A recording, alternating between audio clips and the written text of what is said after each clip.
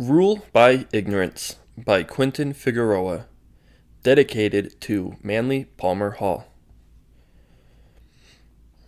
Chapter 1. Introduction. Quote, "When the mob governs, man is ruled by ignorance. When the church governs, he is ruled by superstition. And when the state governs, he is ruled by fear. Before men can live together in harmony and understanding, ignorance must be transmuted into wisdom, superstition into an illumined faith, and fear into love." End quote. Manly P. Hall. People are ruled by ignorance. There is no greater terrorist, no greater threat, no greater dictator, no greater evil than ignorance. Ignorance dominates the world. Ignorance can be found at the heart of essentially all of the problems we face on Earth. Greed is ignorance, fear is ignorance, declining civilizations is ignorance, and broken families is ignorance. Almost all of the problems in the world are a result of ignorance. But what exactly is ignorance, and where does it come from? Can it be cured? Have we always been ignorant? Will we always be ignorant? These are all very important questions we might want to ask ourselves. It is not my intention to change people in their views about ignorance, but rather to bring certain aspects to their attention and create a more vibrant understanding of certain dynamics playing out in the world. People know that ignorance causes small-scale problems, but they never really see how it causes large-scale problems. Problems like pain in our own lives, disarray in the lives of others, destruction to society, and many other large-scale things. In most cases, ignorance can't be seen directly. It can only be seen indirectly. If a tornado hits a city and wipes it out, you know what happened. If ignorance strikes a country and wipes it out, you hardly suspect it as the cause. So what do I mean by ignorance? Ignorance is defined in the dictionary as the state or fact of being ignorant, lack of knowledge, education, or awareness. This is a pretty good definition. However, when I use the term, I am taking it a bit further. When I say ignorance, I am talking about distance from truth, distance from reality, distance from nature and universal principles. This is what ignorance really is, and that is where we currently are as a people. We have always had small blips of ignorance throughout history, but as a whole, ignorance is now sweeping the world by storm. We are in a state of ignorance. Just look at all the problems we have. Politically, everyone is in disagreement. Religiously, we are left in confusion. Scientifically, we are egotistically naive. In the home, we are broken. Financially, we are bankrupt. And in everyday life, we are sapped of purpose. We are physically, emotionally, and mentally distraught, all thanks to ignorance. Moreover, ignorance is relative. To someone who is ignorant, things may look great. To someone who is wise, things may look terrible. We've all heard the saying, ignorance is bliss. And this is what makes ignorance so dangerous. We may very well think that what we are doing is curing the problem, when in point of fact, we are actually making the problem much worse. This type of thing happens all the time. We may think that we are helping other people when we encourage bad behavior, because we don't want to hurt their feelings. But in reality, we are usually just making the situation worse. A drug addict may think that they're helping themselves when they take more drugs to ease the pain, but they are really just making the situation worse. We may think that we are helping a student by giving them a passing grade to allow them to progress further in school, but in reality they are not learning the lessons and they should be learning.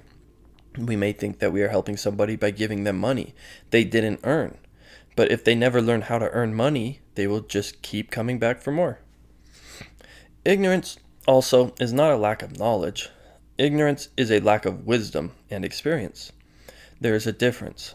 Knowledge is simply memorization of information, such as who the presidents of the United States are, facts about sports teams, celebrity info, TV shows, trivial facts, and so on. This is knowledge. And having this doesn't bring you away from ignorance. You can know all the sports teams in the world and still be ignorant. You can know which celebrity is dating who and still be ignorant. You can know all the presidents of the United States and when they were born, but still not have a clue about what they did or why they were important. Wisdom is what brings you away from ignorance. Wisdom is not only knowledge, but correct application and use of knowledge. Wisdom is not believing everything you hear, but weighing everything you hear against facts, reality, and nature. In a world riddled with many knowledgeable people, there are but few truly wise minds. What do I mean by application of knowledge? I mean using knowledge in a way that brings things in alignment with nature and universal law. Using knowledge in a way that is beneficial to all people. Using knowledge in a way that brings the world to a better form of life rather than a worse form of life. Correct application of knowledge normalizes each facet of the circumstance at hand into a direction beneficial to all. This is wisdom. And this is what we should be creating in our everyday lives. But something is keeping us from wisdom. We aren't making wise decisions in life. Many of us create more problems for ourselves simply by not knowing how to fix our problems. We do short-term fixes that cause long-term problems. We become dependent on others rather than developing ourselves. We let others think for us rather than do the thinking ourselves. There are a myriad of things we do that keep us from growing, and almost all of them stem from ignorance. So it is my hopes to shed some light on where ignorance takes over and becomes our ruler. I am not trying to convert you to my way of thinking, nor am I trying to change what you currently believe. I am simply inviting you on a journey to look at things a bit differently than you normally do. Not everything we are taught in life is really the way it is. Sometimes we learn things in life only to later discover that we may have been misled and that we need to get back and relearn something. As we delve deeper into things, I simply want to have a conversation with you, the listener. I just want to talk to you, share information, and let you make of it what you will. I am attempting to start at a more basic level so that we can lay a foundation and both find common ground. From there, I want to keep building from this foundation and see where it takes us. Buckle up. Chapter 2. Basics. Quote, "No one knowingly chooses to live without the truth." End quote. Plato. Why are we here? Oftentimes in life, when trying to understand something, it is beneficial to start at the beginning. All too often, when faced with a problem, we start from somewhere in the middle rather than the beginning. Most of the time, we don't even know that we are starting in the middle or that it matters where we start. We just go with what we feel and see where it takes us. When we talk religion, we just jump right in without researching where the religion came from or how it got to be where it is today. When we talk about various economic and political problems, we talk about where we currently are, but fail to realize where these problems came from or what caused them. And most of all, when it comes to life, we simply go along confused, not quite knowing why we are here, where we came from, and where we are going. We are somehow stuck in this middle of this something confusing, reasonably interesting, and fairly crazy thing we call life. We all know that we are here experiencing something, but what that something is, we can't quite put our finger on. Why we are here, where we came from, and where we are going is one of the most simple questions that we have all asked at some point in our lives, usually during our younger years. We normally turn to our parents at an early age, and they turn to religion or science to give us the answer. If they're religious, they say something along the lines of, "We are here to live a good life so we can go to heaven." If they're scientific, they say something similar to, "We're here for no apparent reason other than by mere chance." And so we go on continuing our daily course of life, always having this in the back of our head as a foundation for the decisions we make. We may not know it, but the question of why we are here greatly affects the core of each and every one of us. If some people are religious and see this life as simply more of a test to prove ourselves to God, then it can become easier to see why people may place less value on this life here and more value on the life to come. If this is a life to convert people to our current religious persuasion, then it can be easy to see why some people become religious about religion. If we are scientific it becomes easy to see why we may hold on very tight to this life, as it is the only life we are going to get. If we don't believe anything happens to us when we die, we may want to do more here in this life to experience as much as we can. If we believe that we have multiple lives and come back again and again to experience different things, we may take life a little less seriously. Different answers to the way we answer this basic question renders different realities for each of us. What I am saying is that this core question greatly affects why people do the things they do. Most people don't know it, but that doesn't change the reality of the matter. And so we are left with many people starting from many different persuasions in life, all a little bit different than the next person's. Some people take life very seriously. Other people don't take it too serious at all. Some people see life as a test. Others see life as an adventure. Some people see life as a punishment. Others see life as a heaven. Different people see life differently. And because of this, we have differences of opinion on just about everything.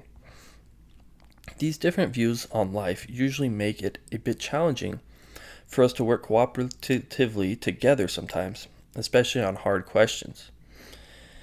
It is hard for us to agree on hard questions when our foundations for agreement are all very different. If one person thinks we go to hell for not believing something, and another person thinks there is no hell, then we can see that there's a clear difference of opinion here. And this difference of opinion will later affect many other questions in life. If you don't believe in hell, you are less fearful of doing certain things. If you do believe in hell, you may be more fearful in doing certain things. If there is no hell, then maybe it's okay to have a bit of fun just for the hell of it. If there is a hell, well then, maybe you've had a bit too much fun. But maybe if we were able to open up our wisdom, we would be able to consolidate our beliefs a bit more. Maybe if we were able to understand the next person next to us better, we would in turn be able to add to our understanding as well as theirs. Maybe it is not that one party is right or wrong about this question, but perhaps that we all have different pieces to it. Maybe religion has something to offer on this age-old question, and maybe science also has something to offer. Maybe philosophy has something to say here, and maybe history does as well. Who is to say that any one field of study has a monopoly on the answer to why we are here?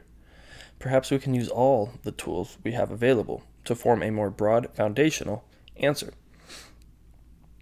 It would seem that if we were to fully understand and reach an agreement that could be proven to all on this question, it would make our lives infinitely better, or at the very least a bit less confusing. If we knew for a fact whether or not we did live on after this life, it would change our lives greatly. If we knew for a fact that this was just one of many lives in a vast universe of infinite possibility, it would change our lives in many ways. If we could all agree that we are each here for our own individual journeys and experiences, it may make it a bit easier for us to all get along with each other. So, can we reach a clear understanding on this question? I don't know if we can, but I'd like to try and push us in that direction. I think we are all fed up with the current state of this planet, and we know that something isn't quite right. Whatever we are doing right now, and however we are answering this question right now, just doesn't seem to be working. People are more confused and more divided than ever. And when people are divided, it becomes hard to reach agreement on anything. We have too many half-truths and narrow philosophies that simply no longer cut it in this day and age. We call ourselves civilized, but we are fighting with each other every other week. Do we really hold the wisdom that civilized civilizations hold? We are reaching for the stars, yet holding on to our bad habits. It is time for us to outgrow our diapers and become adults. We are in a new time period where we have instant access to information and technology we would have never dreamed of just 100 years ago. We have access to documents that we didn't have access to 100 years ago. We are in a time of revealing. Information is everywhere. And it is up to us to synthesize this information and make sense of it all. All too often, we are bombarded with more and more information, yet for some reason it never seems to stick. This age of information seems to be both a blessing and a curse. We have access to everything, yet we know nothing. It is time for us to start putting the pieces together and forming the larger picture of who we really are as a people. We have been ruled by ignorance for as long as we can remember. Perhaps we should give wisdom a try. So why are we here? Where did we come from? Where are we going? Why are we here on this planet? What is life? What the heck is really going on here? Let's see if we can find out. Unique creation. Oftentimes, as we go through the minutiae of everyday life, we forget just how special we really are. As humans, we all share something that no other species has. As humans, we have the ability to construct civilizations, we have the ability to journey to the stars, and we have the ability to solve the mysteries of the world. As humans, we have the unique ability to think objectively and to step outside of ourselves. Our intelligence separates us from everything else on this planet. No other form of life on this planet has the intelligence that we possess. We may share aspects of growth and vitality with plant life, and we may share emotions and certain instincts with animals, but we have something else that separates us from them. We have the ability to reason. We don't have to rely solely on our instincts alone to take us through life. We don't have to be a slave to ourselves or to others. We have the ability to change our situation. We have the ability to create what we want. We have the ability to understand the universe and life at a much more vibrant level than everything else on Earth. Every human on this planet has their own individual free will to live their life as they see fit. We don't have to go along as a herd like animals. We don't have to follow the pack because we are too dumb to stand alone. We can stand alone. We have the ability to be ourselves. We have the ability to be different. And this is a truly beautiful thing. We all have our own individual free will and the intelligence to do what we want to do with this. While all life on this planet has instincts to varying degrees, humans have the least amount of instincts. This is because instincts and free will are basically opposites. As we develop our free will, we rely less on our instincts. And the less free will we have, the more we rely on instincts. This is why most animals are unable to do what we do. They do not have the level of freedom that we have. They rely more on their instincts than they do their intelligence. Their free will is limited more than ours. They are not humans, they are animals. And as animals, they are set to go through life with the level of free will that they have. And as humans, we are set to go through life with the level of free will that we have. It's like an old computer from the 80s versus a modern day computer that is thousands of times faster. We have the ability to do more and experience more. We are living life at a level with much more information and a much higher resolution. Things to us are far more beautiful, for we have the ability to view and understand the beauty. We are going through life in a Ferrari, while everything else is going through life in a baby stroller. I'm not saying these things to brag or to put down other forms of life. I am saying these things to help us understand that we really are something special that has so much to offer the world. Each and every one of us has the ability to find our purpose. We all have the ability to create our purpose. We all have the ability to find what it is we like in life and then do it. How awesome is that? Anything we want to do, we can. Anything we put our minds to can be accomplished. We are the master of our own destiny. We are in complete control of ourselves. We don't have to get approval from somebody else. We don't have to bow before anyone else. If we really want something, we can get it. No other species on this planet has this level of freedom. We shouldn't take this level of freedom for granted. We have the ability to reason and to solve problems. We have the ability to actually become smarter and to become better. These are all gifts that many of us take for granted. Why do we take these things for granted? Why do we want to be like animals just floating through life? We are not animals. We're smarter than that. We have something animals don't have. We're humans. We can think and we can reason. We can change our current situation and exercise our individual will. To step away from our true power is to step backwards into ignorance. Nature and the universe. In all this awesomeness that we call life, we are all part of this amazing thing we call nature or the universe. Here we are as a unique creation inside of what seems to be an infinite platform for us to exist. Nature is an irrefutable force that works with us in our journey through life. And like a good parent looking after us, nature is always here to provide for us. Nature provides the food we need for daily living. Nature provides the materials we need for shelter. Nature provides the air we need to breathe, the light we need to see, and the beauty we need to find peace. In many ways, nature is a force above us that we adjust ourselves to. It is very hard for us to change the course of nature, but it is very easy for nature to change the course of ourselves. If nature decides it's going to rain, then we accept it and adjust ourselves accordingly. If nature decides it's going to be windy, then we accept it and go along with it. We hardly ever question nature because we know nature to be true. Nature isn't something that wavers in its principles. Nature doesn't change the laws of the universe because it wants to. Nature is consistent and steady. In this sense, nature, or the universe, can almost be seen as a god. It is not so much that we are to fight with nature or avoid nature, but rather to find balance and harmony with nature. We are to find how to work with nature rather than work against it. Nature is something that we can always turn to and count on. Nature will always do the same action again and again to us. If we play with fire and get burned from nature, it will always burn us.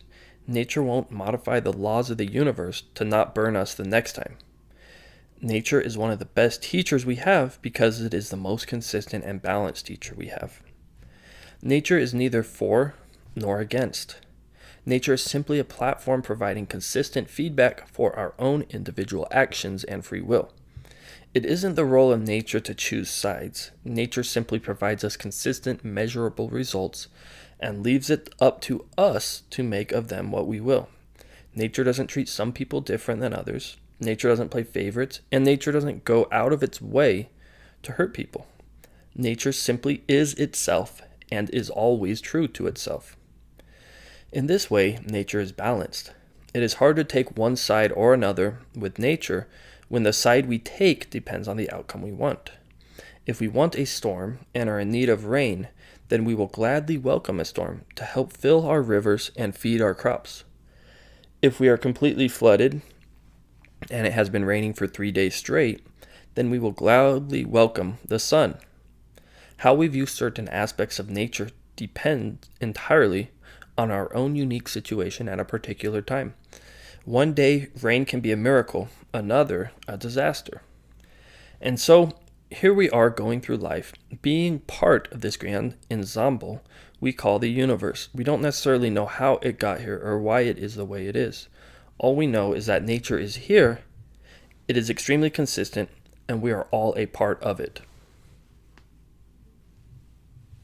The universe is biased. It is an interesting thing to notice how certain things give us certain results with the universe.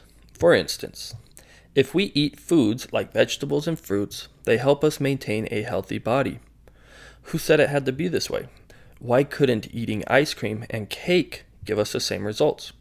Why is it that ice cream and cake creates results that most people would consider inferior as opposed to vegetables and fruit? Isn't it strange how exercising is something that allows us to live longer and generally with less problems? Why isn't it the other way around? Why does our body require maintenance? Why isn't our body set up to where we can just sit around all day and stay in shape? Or why doesn't something like running make us more unhealthy? Who said it had to be this way? Why is it that we are able to actually learn and remember things? Who said it had to be this way? Why isn't it that we forget everything we know the next day? Why is there a type of memory that allows us to keep building upon it? Why don't we have to start fresh every day? Or what about hitting a key on a piano? Why when we hit the note C, does it always sound the same? Why is there such a thing as consistency in the musical vibration. Who said it had to be this way? Why are there certain laws of the universe that work a certain way? Why is it that the universe never changes these laws? Why is it that these laws work in a way that enable us to do certain things? Why is it that these laws work in a way that usually reward us for doing good behavior? It's almost as if the universe and our bodies are trying to tell us something. Why is there this universal framework that always seems to know the correct choices even if we don't? It's as if there is some type of bias that we are to learn from. Growth. There is one aspect of the universe which can be seen at all levels: growth. What do I mean by growth? I mean the accumulation of energy, the gradual addition of new bits and pieces of information to yourself and to the world. We are aware that the sun provides us with the life on this planet. The sun is constantly giving us its energy so that our crops can grow and so that we can eat and live. The sun is constantly pulling energy from somewhere and passing it on to us. Energy is always being passed in and out of things, and things are always changing. This is growth at the highest level. Growth can be seen on all levels of existence. The earth grows, humans grow, animals grow, and plants grow. Things grow on this earth because we are in a universe that is based on growth and expansion. A plant starts out as a small seed and eventually grows into a full-blown plant. A bear starts out as a cub and eventually grows into a full, mature bear. A human starts out as a tiny little baby and eventually grows into a full human being. I didn't come up with these rules. This is just the way nature is, and it most likely is done this way for a reason. While it is true that certain aspects of us may diminish as others grow, as a whole, things grow. For instance, as a baby, we may start out physically and mentally immature. As we become a full-grown adult, we may become physically and mentally mature.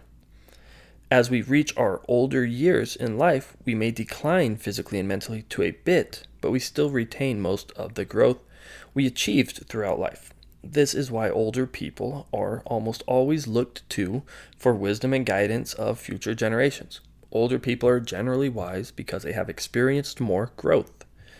Most older people have more to contribute to society and the world because they have experienced more time and therefore experienced more growth. They have accumulated more energy from various parts of the universe and nature throughout their life. They have more data to go off than younger, less mature people. Children and parents. In general, at least in a more materialistic real-world sense, children are ignorant. This is why they have parents. They do not have the capacity to take care of themselves. This is why life is constructed to where children have parents and not the other way around. Children need somebody to provide wisdom and education to them so that they can go on to living a life of their own volition. It is not the goal of a parent to become a child, but for a child to become a parent. Children do not start out wise. Children do not start out self-reliant. These are all things which parents, at least good ones, possess. It is natural for parents to teach their children to outgrow ignorance. As a child grows, they learn more and more things that enrich their lives and further their own creativity and desires. But without the proper education and insight provided by the parents, children would never be able to reach the fullest of their potential. And we see this all the time. Children who have bad parents usually don't come out as good as children who have good parents. Obviously, this is a broad statement, and it isn't always true, but in most cases it is. What do I mean by good parents? A good parent is a parent that equips their child to eventually replace the parent and move forward in growth. In this sense, a good parent is simply one who is aligning themselves with nature. A good parent is simply playing by the rules governing them, nature. A child should eventually become a parent, and this parent should then go on to teach their children and so on. This is the way nature operates.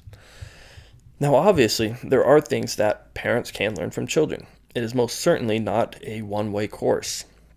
In many ways, children can be some of the most honest, real, and beautiful beings, but this doesn't mean that children aren't here to learn. And it doesn't mean that children are above their parents.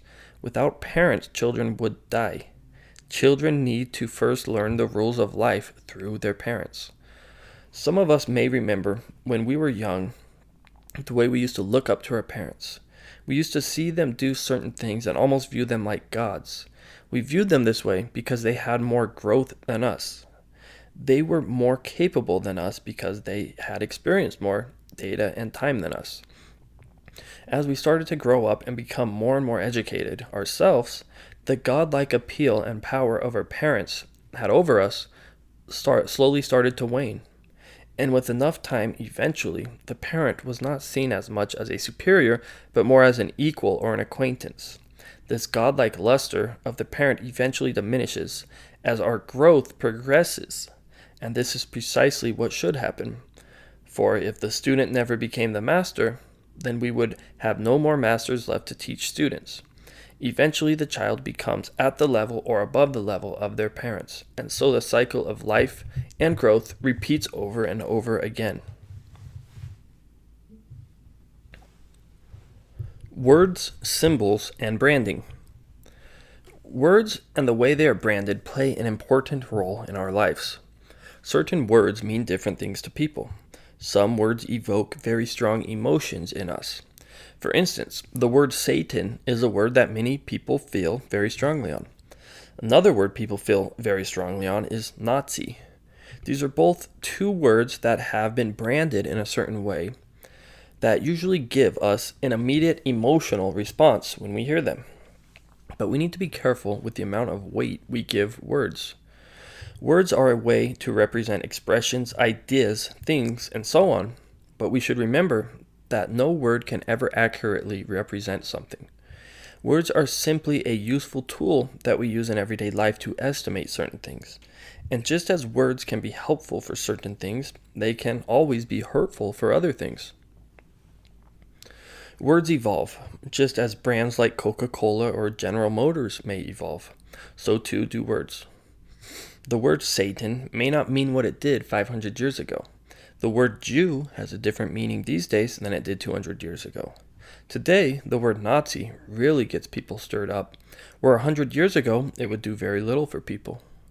Words are brands that mean what we are taught for them to mean. Words can be used to help us, or words can be used to hurt us. And then we have symbols. If you think symbols don't mean anything to people, try walking into a church with a swastika tattooed on your arm. You will get a reaction real fast. Symbols, like words, evoke certain emotions in people. When people see a cross, they immediately think certain things. When people see a peace sign, they immediately think certain things. What I am saying is that words and symbols are brands that mean things. And just as we have brands like Apple or Ford, we also have words and symbols that are also brands. We need to understand that looking at a word at the surface level and only extracting one definite meaning from it is shallow. We have to realize that words aren't just a simple one-sentence definition. That is not what a word or a symbol is. There are years and years of history behind each of these things. You can't simply say Satan means this and then call it quits. You can't simply say a cross means this and then call it a day. There's much more to words and symbols than the surface level definition. Words and symbols have history and they have evolved. Words mean different things to different people at different times. Each word or symbol is a study of its own that holds many unseen things. So it would be beneficial for us to not be so fast to interpret a word or symbol a certain way. There is a lot more to it than that, and we need to be careful to see if words and symbols are being taken out of context. It is so easy for us to misrepresent a word and cause confusion simply by using it inappropriately. We need to really understand that it's not so clean-cut as using a word and then calling it a day.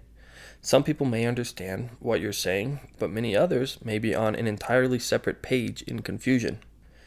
When one person uses for the definition of one word, another may use for a completely different word. To some people, a swastika may be a good thing. To others, it may be a bad thing. It is a matter of perspective and context. Summary. We all view why we are here, where we came from, and where we are going differently. These differences of perspective create differences in core fundamental questions and beliefs. We are all a unique creation. We all possess something that no other entity on earth possesses: reason. Nature and the universe is in a way a God. This is a consistent platform that always provides feedback as we travel through life. We are all growing. We don't grow backwards, we grow forwards. We are always expanding ourselves. We are here to grow and experience. Different words and symbols mean different things to people. Everything is a brand to us. However something is branded is how we view it. Chapter 3. Ethics. Quote, "Light and darkness, life and death, right and left, are brothers of one another. They are inseparable. Because of this, neither are the good good, nor evil evil, nor is life life, nor death death." End quote. Gospel of Philip. Polarity. We live in a world of polarity. For every action, there is an equal and opposite reaction countering it. This has been known for thousands of years in Asian philosophy as the yin and the yang. Opposites are always working in conjunction with each other, balancing things out. Anytime we do an action, there is another action that counters that action. These opposites are what define the world around us. The friction created by duality is what helps us understand things. Without darkness, we would never know light. Without cold, we would never know hot. Without bad, we would never know good. All of these opposites are part of each other, and all of these opposites work together. Light and darkness go together. We don't have one without the other. The two are different aspects of the same thing. From a limited perspective, opposites are like good and bad may exist. However, in the larger scope of things, opposites are just energy. Energy doesn't take sides. Like nature, energy doesn't care whether a hurricane is good or bad. A hurricane just is. Like nature, energy doesn't care if a sunset on a beach is good or bad. A sunset on the beach just is. Energy doesn't choose sides. The good and bad aspects of every event go together, and it is up to us, the observer, to determine what is good and what is bad, because in reality there's no such thing. Energy can be either good or bad depending on which way we look at it. Multi-dimensional thinking. Most people see things in one dimension or linearly. Most people are unable to understand multiple dynamics in a situation and only see things as black and white, good or bad. But the world doesn't operate in black and white. Everything is shades of gray. Nothing in the world is 100% anything. It is always a mixture between many different things. Some things may be very, very close to 100%, but they never reach 100%. Even in science, we know that we can't measure something like the length of a table exactly. If you measure the table at 10 meters, you then can get closer by measuring it into 10,001 millimeters. Then you can get even closer by measuring it into 1,000,001 cells. Then you can get even closer by measuring it into 1,000,000,001 atoms. And then as you get even smaller, you run into energy, and it becomes tricky to figure out what the true length of the table really is. Energy doesn't have a starting point or an ending point. It is only an estimation. So even in science, we may be 99.9% there, but you're never 100%. We don't have ways of defining things with certainty. We can only make estimations. When we look at certain people, we usually look at them as good or bad. When we think of Adolf Hitler, we usually think bad. When we think of George Washington, we usually think good. But it's not this black and white. Some things Adolf Hitler did were good. Some things George Washington did were bad. It is not 100% in either direction. It is a mixture of goods and bads and lots of other things in between. So you can't just say everything Hitler did was bad and everything Washington did was good. In general, it may be this way, but each individual case being looked upon should be weighed on its own individual merit. Each thing has many different attributes that make it up. Somebody like George Washington has at least 100 different things that make him up. He may have the intellectual side, the emotional side, the physical side, the religious side, the political side, the playful side, the family side, the egotistical side, the greedy side, the jealous side, the giving side, the taking side, the hard work side, the lazy side, and so on. There are virtually infinite different things that make people up. And each of these things can be at different levels for different people at different time periods. There are just tons of dynamics that go into it. So while it is fair to say that George Washington is good by a small stroke, by a more large stroke, it may not be okay to say this. Taking a small stroke is limiting the amount of information and is a shallow approach. And if you take a shallow approach, you are going to get a shallow understanding. If we really want to know if George Washington is good or bad, we would look at all the different aspects of him.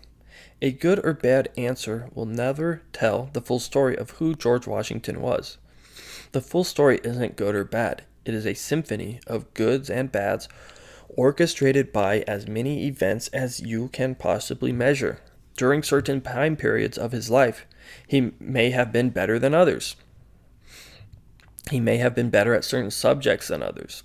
When it comes to some things, he may have been bad at them and been very uneducated on them. There is no such thing as one person being simply good or bad.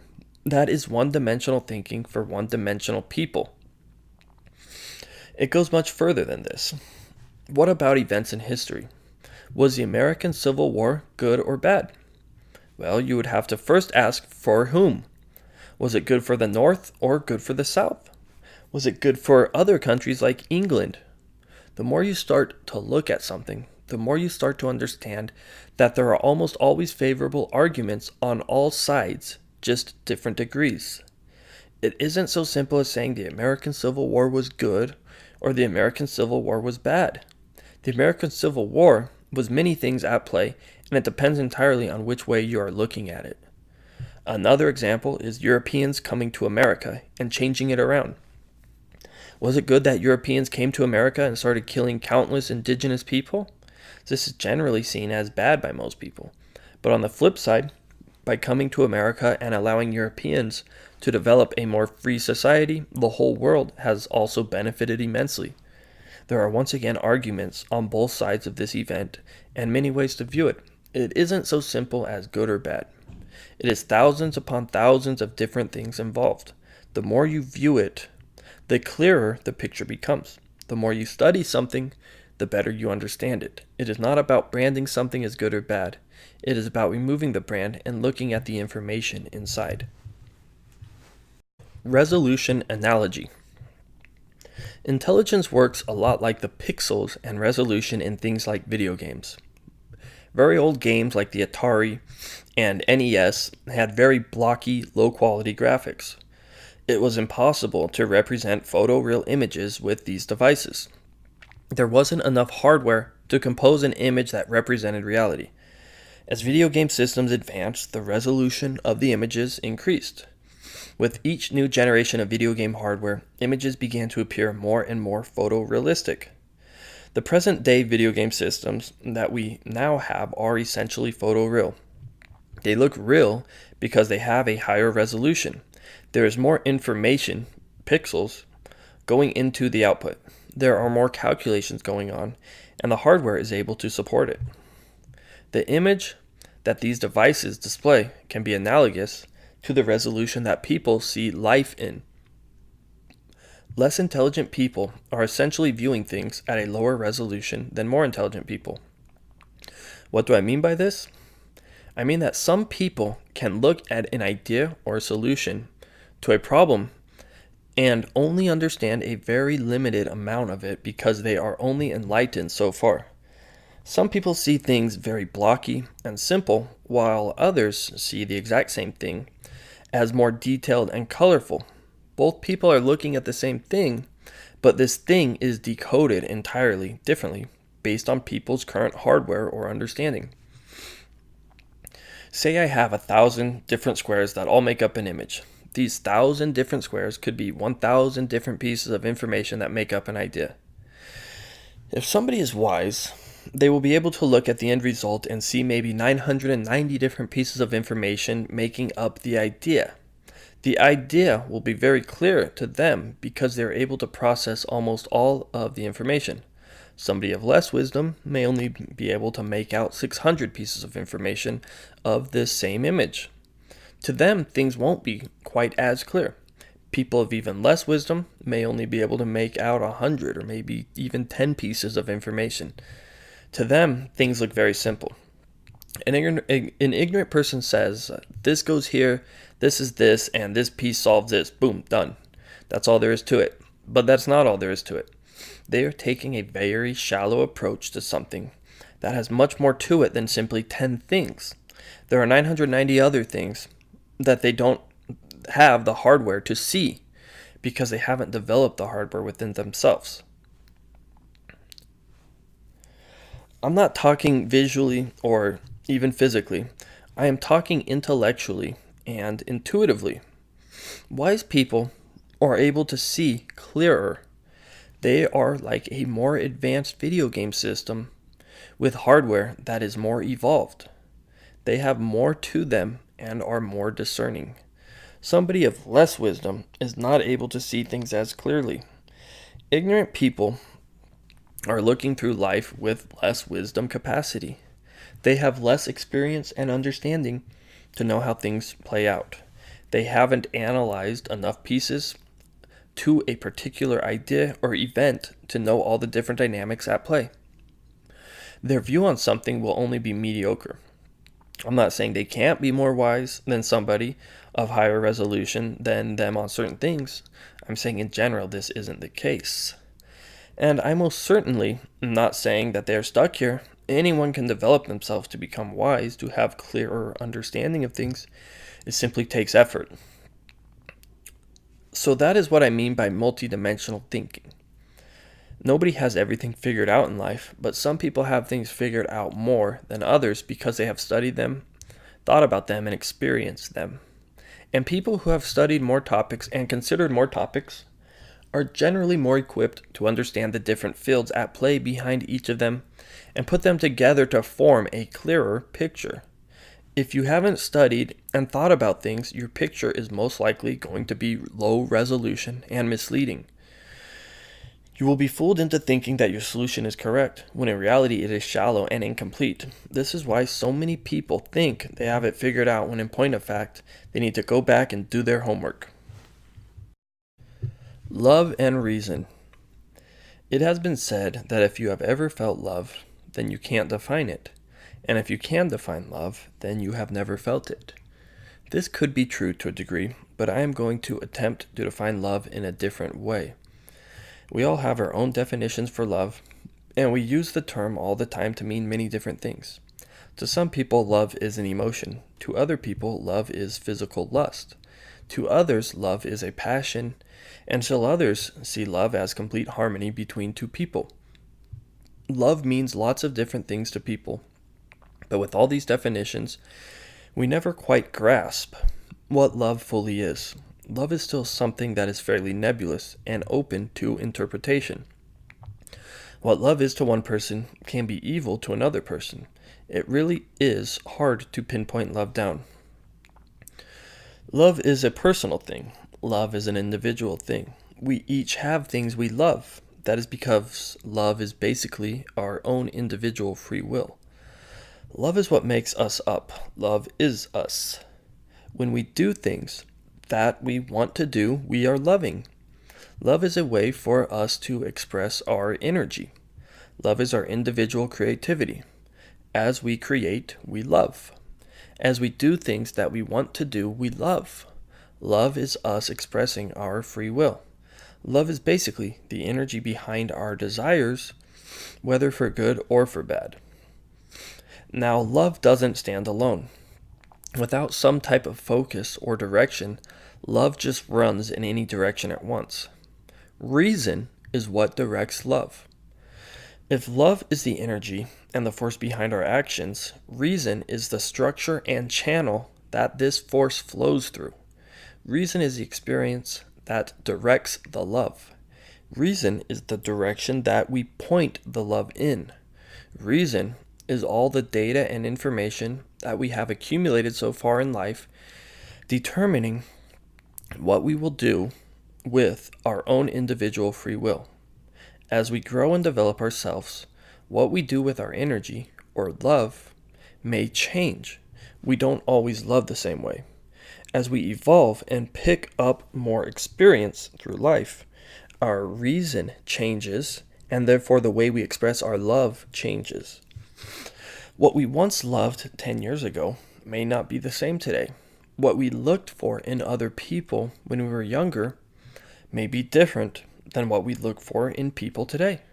Reason is basically our current level of consciousness acting on love. We have all seen how many animals are emotional. If we yell and scream at a dog, it will get sad and put its head down in shame. If we get playful and happy around a dog, they will get happy. This is something that humans share with animals. Animals and humans both have love. Animals and humans both have free will. We are both able to do things that we want to do to the degree that our reason allows us to. Animals have less free will than humans because they have less reason than humans. Animals run more off instinct while humans run more off reason. Instincts and reason are pretty much opposites. Instincts are commands that are built into our body. Reason are things that we develop. Animal bodies allow for less development of reason, and therefore animals are unable to direct their love at the same level that humans are able to. Now, I know what you're thinking. Yeah, but in a lot of ways, animals are a lot more loving than humans. Not true. It might appear this way, but this is because that's all they can be. As soon as you allow something to be able to reason and express themselves in a greater way, you allow for negative aspects to develop. This is a very, very important point here. Humans are often seen as evil because they have the ability to be evil. It actually takes reason and intelligence to be evil. Animals are seldom evil because they're not smart enough to be evil. Animals don't have the opportunity to be evil. Animals can only go so far as their instincts will take them. Animals don't have a broad enough range of free will to consciously do something evil of their own volition. Humans do. This is why we run into so many problems with human affairs. This all has to do with the magnitude of love. As reason increases, our magnitude for love increases. This can be illustrated with three basic objects: the dot, the line, and the circle. The dot is us. The line is an action of our love or individual free will. The circle is our level of reason or consciousness. The line can go anywhere from the dot it wishes to go, meaning we can do anything we want to do. The line is not going in a good or bad direction, it is simply going in a direction. As reason and consciousness grows, the circumference of the circle increases. This allows for each line or action of free will to have more magnitude. This increase in magnitude makes each action louder. So while an animal may be loving, it is because their magnitude is lower, so they don't have many negative possibilities. It is more neutral. A human, on the other hand, has a larger magnitude and can be seen as super nice or super evil, depending on where they direct their energy. A truly kind animal can never be as kind as a truly kind human because the human will have a greater magnitude of love. It has to do more with magnitude and less with direction. Unlike animals, humans have the ability to use their free will in ways outside of their built-in bodily limitations. We aren't bound by instincts on what to do. We are bound by consciousness. And as we develop our reasoning and consciousness, we also develop our love, our individual free will. It is possible for us to override our body if we so choose. We can put our body and instincts on the back burner and sacrifice them to our free will. We have the ability to be above our instincts as humans. Emotions and habits. Humans and animals both have emotions at different levels. Emotions are basically different individual elements that combine to make up our love. Every time we do an action, we are expressing love, and each expression has various emotions involved with it. Sometimes an action may be fearful, sometimes it may be joyful. Other times we may be greedy, and other times we may be caring. Most of the time, we are using multiple emotions at once. Most actions are never just anger or hate by themselves. They are usually a mixture of anger, hate, and a lot of other things, all working together to make up the overall love at that particular moment. Emotions usually come in packages of multiple emotions all working together at once. These emotions all work together to make up our overall individual love. What makes humans unique is that through our reason, we are able to develop habits. These habits are essentially tools that refine and work on our emotions. Habits are things that we develop with time that act on our emotions. Emotions and habits are found in all of us. The types of habits we practice determine the types of emotions we express. If we practice good habits, we usually express good emotions. If we practice bad habits, we usually express bad emotions. So a quick recap. Emotions are individual expressions that make up our energy or love. Every action we do has various emotions associated with it. Love is like light, and the emotions are the various colors that make up the light. One emotion may be red, another royal blue, and another bright yellow. All of these colors of emotions combined result in the color of our individual light. Habits are what guide the various colors of light and tell them where to go, and reason is what chooses which habits we will practice. So we are dealing with love, reason, emotion, and habits. Emotions are a part of love, and habits are a part of reason. It is not so much the words we use to label these things with, but rather the concepts that are important. When we start out in life, our emotions are generally shallow, jagged, and unrefined. As we grow in life, we use reason and experience in the form of habits to slowly refine these emotions to be clean and smooth like a diamond. And just as a sander trying to refine a rough piece of metal, this isn't always a pretty and easy process. Sometimes sparks fly, sometimes edges rip off, sometimes too much is sanded, sometimes we use the wrong sandpaper. There are lots of variables here, and it's shaky business. But the goal is for us to slowly refine our emotions to where they are a shimmering diamond with beauty and completion. And this usually is the case. Most people who are older in life usually are more developed and balanced when it comes to emotions and habits. Many of the bad habits we do as children, we slowly shed and develop into good habits as we mature into adults. Not all of us are going to take the same path, and there are many ways to enhance our reason. Containers. Love and reason are not necessarily opposites. They are containers. Love is a container, and reason is a container. It isn't like we have 25% love and 75% reason. We can have 30% love and 20% reason, or we can have 75% love and 85% reason. It is up to us to determine how full we fill each individual container. There is a big misconception that opposites in life are one or the other. Opposites don't always operate the way we think they do. Sometimes they have less to do with balancing themselves out and more to do with their individual amounts. If you have 20% good, that doesn't mean you automatically have 80% bad. It is possible to have 20% good and 40% bad. Love and reason don't need to balance each other out. Love and reason can be likened to how we have right and left brain people. The left side is a logical, rational side, while the right side is a creative, loving side. We hear all the time how people are either left brain, right brain, or a mix of both. But I don't think this is necessarily complete.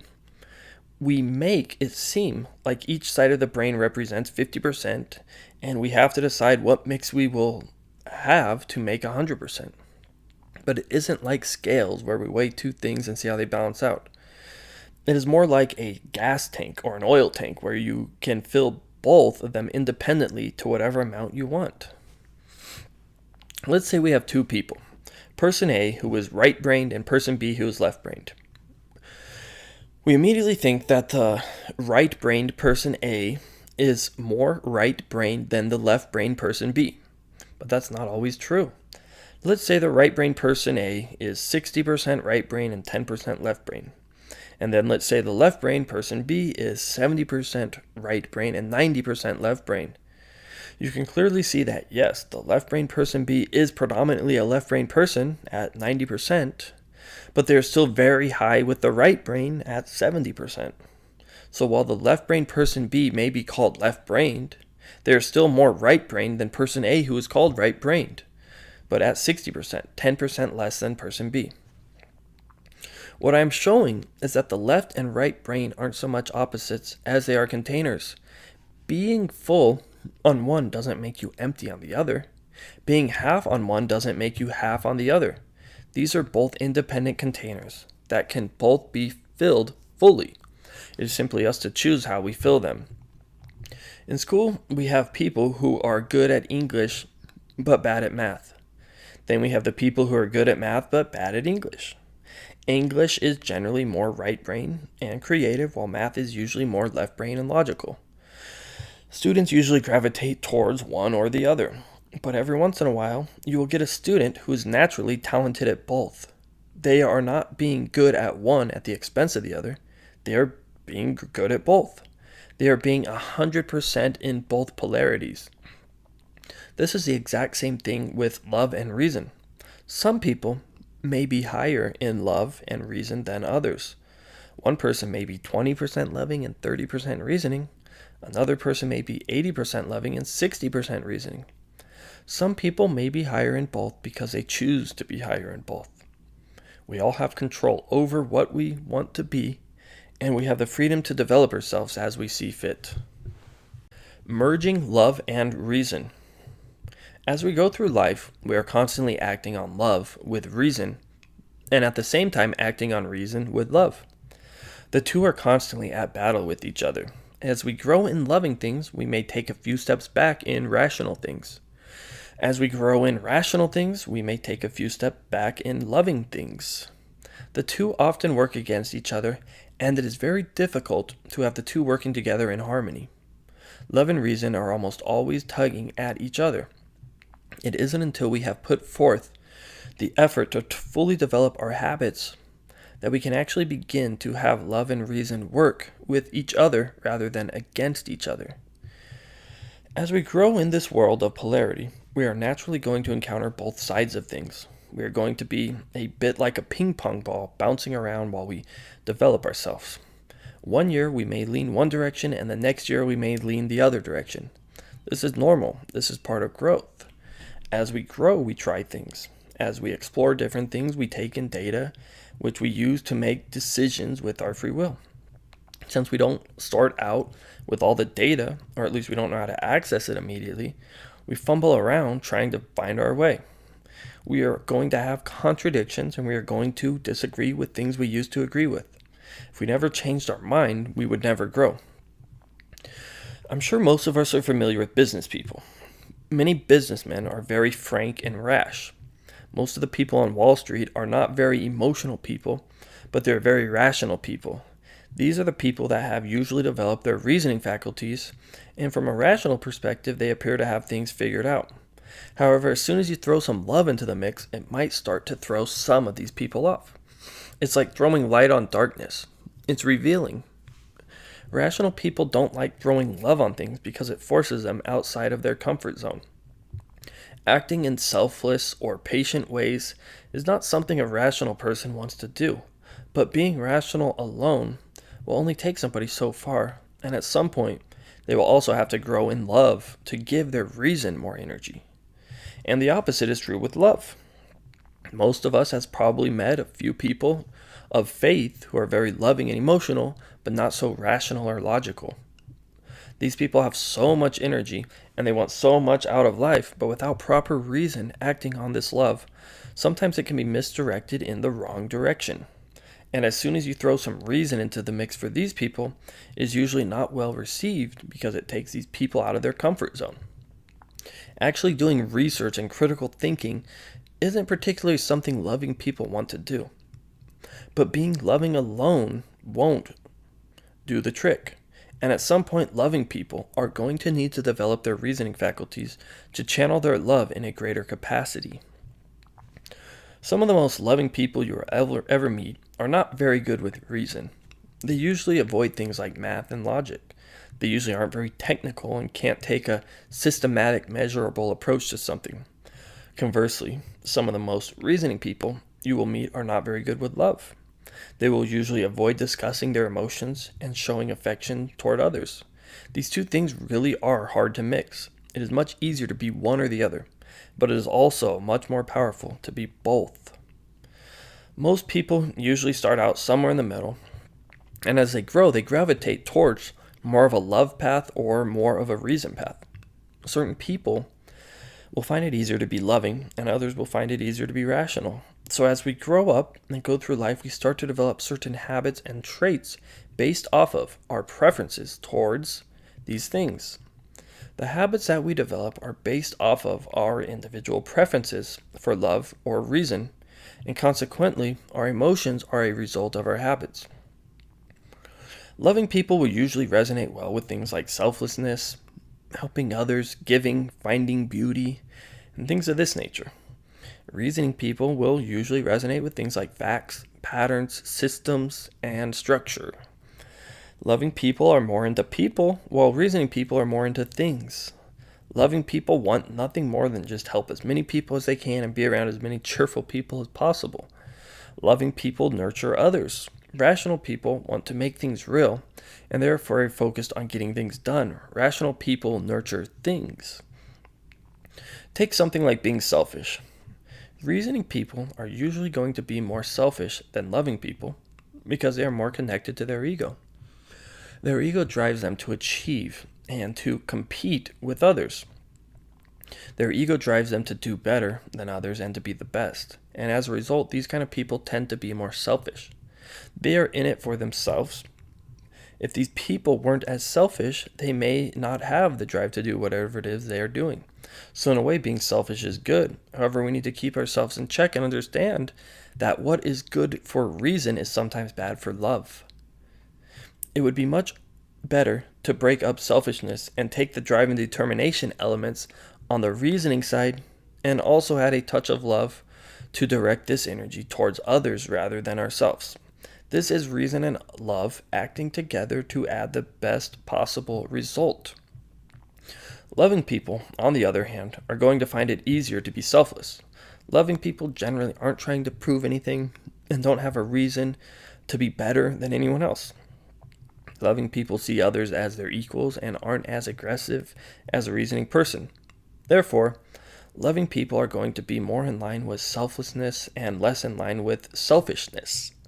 But on the flip side of this, loving person may lack drive. A loving person may not want to ever step up to the driver's seat of their own life, and as a result, somebody else may step up for them. There are pros and cons to everything. It is about combining the favorable elements from reason with the favorable elements from love. When it comes to verifying information and putting pieces of information together, rational people are going to have a far greater advantage than loving people. Loving people aren't as equipped to go through lots of data and measure lots of things like a reasoning person is. If it can't be felt with the heart, loving people struggle. If it can't be analyzed with data, reasoning people struggle. We have to understand that they both have their positives and negatives. Just because somebody is loving doesn't give them a free ride through life. Sometimes being loving isn't enough. Sometimes being a good person isn't enough. Reasoning people can still manipulate loving people through their emotions. People high in reason can outsmart loving people. The loving people lack reason. Just as you can outsmart your loving pets, people high in reason can outsmart loving people. If you are a loving person, the goal is to also grow in reason. And the same is true for reasoning people. Just because you are quick-witted and logical doesn't give you a free ride through life either. Being rational and logical isn't always enough. Rational people can be very stubborn and depend too much on data rather than the heart. Rational people will continue to dig deeper and deeper hole when oftentimes all that a person needs is a hug. Rational people will oftentimes remove themselves from society when in reality they should be interacting with society. If you are a reasoning person, the goal is to also grow in love. Many of the people that we respect throughout history are people that have mastered this merging of the two. Names like Jesus, Buddha, Confucius, Gandhi, and others are people that have combined these two polarities into a beautiful product. These people are the result of years of practice and study in becoming balanced, complete individuals. We too can all become like this if we continue to chip away and work on developing favorable habits that act on our emotions in desirable ways. We are all diamonds waiting to show ourselves to the world. Most of us just don't believe it yet. Most of us struggle stepping into the other side because it is hard and different. It requires work and change on our part. It requires growth. The reasoning don't really want to give up a part of their ego and themselves for the betterment of others. This is a hard step for them. Most loving people don't want to stop going with their feelings and actually start studying. This is a hard step for them. But the things we don't want to do are oftentimes the things we need to do most. As we gain more in one side of the equation, the other side may go down a bit. As we gain more reason, our love may slide down a bit. It really requires a lot of practice and dedication to raise one level while not decreasing the other. The challenge is to work our best at keeping our love levels up as we gain reason, and our reason levels up as we gain love. It's not so much about choosing one side or the other, but rather recognizing each side for what it is and merging them together. Good and bad. For the most part, we start out in life as a blank slate. We are like a brand new computer that consists of hardware without any software. As we go through life, our parents, our culture, and our environment starts to shape our beliefs. Just how software determines what the hardware will do on a computer, our culture determines what we will do with our physical body. Our culture is the software that we install our bodies with, and not all software is the same. Some software has bugs, some software has viruses, some software needs to be updated. Almost all our habits we have are a result of other people. It is rare for us to do habits outside of our close network of people. If our parents are hardworking, we are usually hardworking. If our parents are lazy, we are usually lazy. If our friends exercise, we usually exercise. If our friends smoke pot, we smoke pot. We develop the habits of the people that we associate with, and these habits that we form shape our emotions. These various habits that we practice are essentially our ethics. Ethics are subjective. What is right in one culture is wrong in another culture. One culture may be loaded with Windows, another may be loaded with Apple OS, and another may be loaded with Linux. These different cultures have different aspects that make them up. Some things may be stronger in one culture, some things may be weaker in another culture. It just depends on the particular task at hand. One culture may be very artistic and very good with making people happy. This would be Apple OS. Another culture may be very technical and serious. This culture may only allow certain elite people to be members of it. This would be Linux. And another culture may be less serious and do an okay job in keeping everyone happy. This one would be Windows. An artistic culture may be more about creativity and expressive, while a technical culture may be more about progress and science. On the flip side, the artistic culture may be a bit naive and the technical culture may be a bit rash. There are pros and cons to each culture, and based off the experience the software is delivering, the hardware it may be favorable or unfavorable to each individual person. These habits transcend further than simply culture.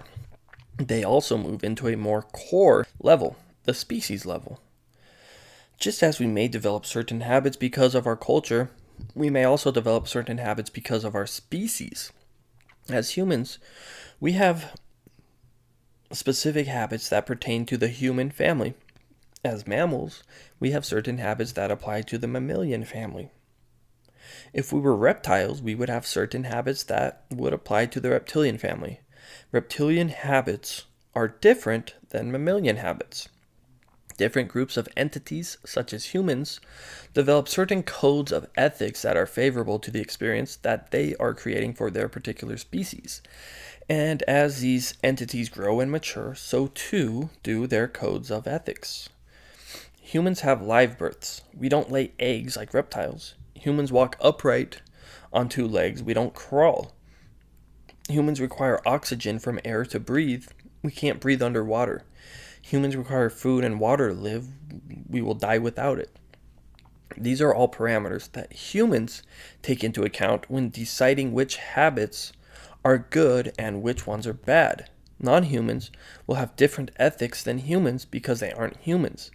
It's not good or bad, it just is. We view things from our human, cultural, and environmental perspective.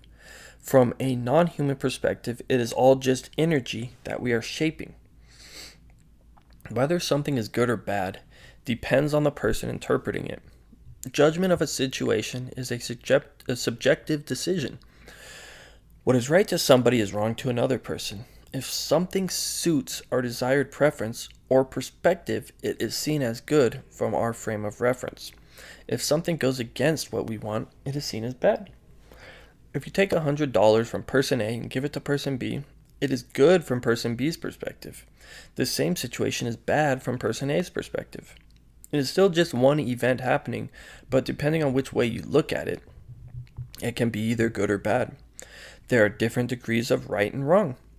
Some things are more right and wrong than others. From the human perspective, pretty much every culture on the planet agrees that it is wrong to murder another human being. Ask a group of humans if it is wrong to kill somebody, and most people will say that it is wrong. Ask another group of humans if it is wrong to steal from another human being, and you may hear arguments on both sides. Ask another group of humans if it is wrong to smoke marijuana. Again, you will receive arguments from both sides. Ask another group of humans if it is wrong to feed somebody who is hungry. These are all different scenarios that have different answers depending on the people interpreting them. Some things are more clean-cut and other things are less clean-cut. And then how do you even define these things? How do you define murder? What exactly is murder? Is it killing somebody against their will? Is it killing somebody in self-defense? What about killing somebody in war? Does there need to be a just cause for the war? What about badly injuring somebody versus completely killing them? There are just so many variables that it is really hard to define what you are talking about before you can even begin to make a judgment call on whether something is right or wrong. What I'm getting at is that good or bad, right and wrong, are not so clear-cut as we make them out to be. Good and bad are ultimately relative terms. There are certain tendencies that certain people, families, cultures, and civilizations have during different periods of time. Yes, there are certain things people do agree on, but there are also tons of things that differ at many different levels. There is no such thing as saying this one thing will be good 100% of the time and this other thing will be bad 100% of the time. It depends. Ethics are much better viewed on a case-by-case basis.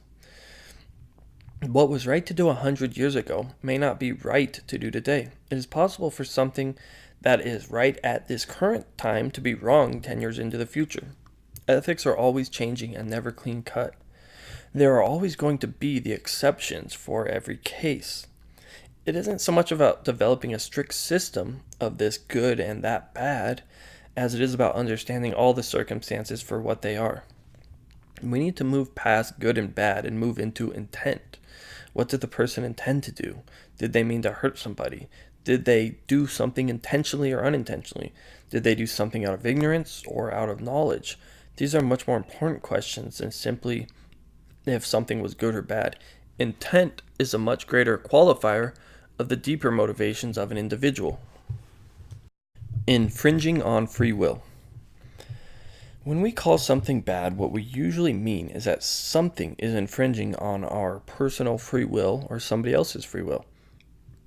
We all have our own individual creativity to express ourselves as we please. When something else disturbs our creative force, we don't like it. When we are lining up dominoes and somebody keeps knocking them down, they are infringing on our free will. This will most likely upset us. When somebody physically harms us, they are infringing on our free will. We didn't want them to harm us, but they did anyway. They went against our free will.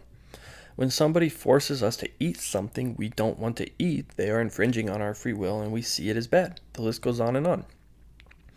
There are two main ways people can get us to do something: by force or by invitation. When things happen by force, it is a lot more likely that this can be bad for us. When things happen by invitation, it is a lot more likely that it will be good for us. Good teachers usually don't force things on their students. A good teacher isn't going to force their will on yours. A good teacher is going to try to understand the student, try to make information relevant towards the student, and invite the student to their way of understanding. A good teacher is going to show the student what they know to be true and invite the student towards this way of thinking. A good teacher knows that they are not going to be 100% correct. They are simply going to invite the student in and go from there. A bad teacher is going to tell the student that they are right and that they are going to force the student to think like them, even if the student doesn't want to. A good teacher invites change. A bad teacher forces it. So we have things happening by force and invitation. When a government forces us to pay taxes, we usually don't like it. If a government invited us to pay taxes, we would like it a lot more. When a religion forces us to think a certain way, we usually don't like it. When a religion invites us to think a certain way and tells us to make up our own mind, we are much more liking of it. When a school forces us to think a certain way, we don't like it. When a school shows us what they know and allows us to make up our own mind, we like it. And this gets tricky because using force isn't always a bad thing either. As intelligence decreases, force usually increases. As intelligence increases, it is usually appropriate for force to decrease. For example, if somebody does something that is good, but we are ignorant of that something being good, then we may see it as bad. When a parent forces their child to eat peas, that is bad from the child's perspective, even though it is good for them from the parent's perspective. The child is too ignorant to understand the benefits of eating peas, and as a result, their own ignorance makes it bad, even though 10 years from now, once they're more mature, they will probably see it as good. Difference in reasoning is often the source of good and bad discrepancies.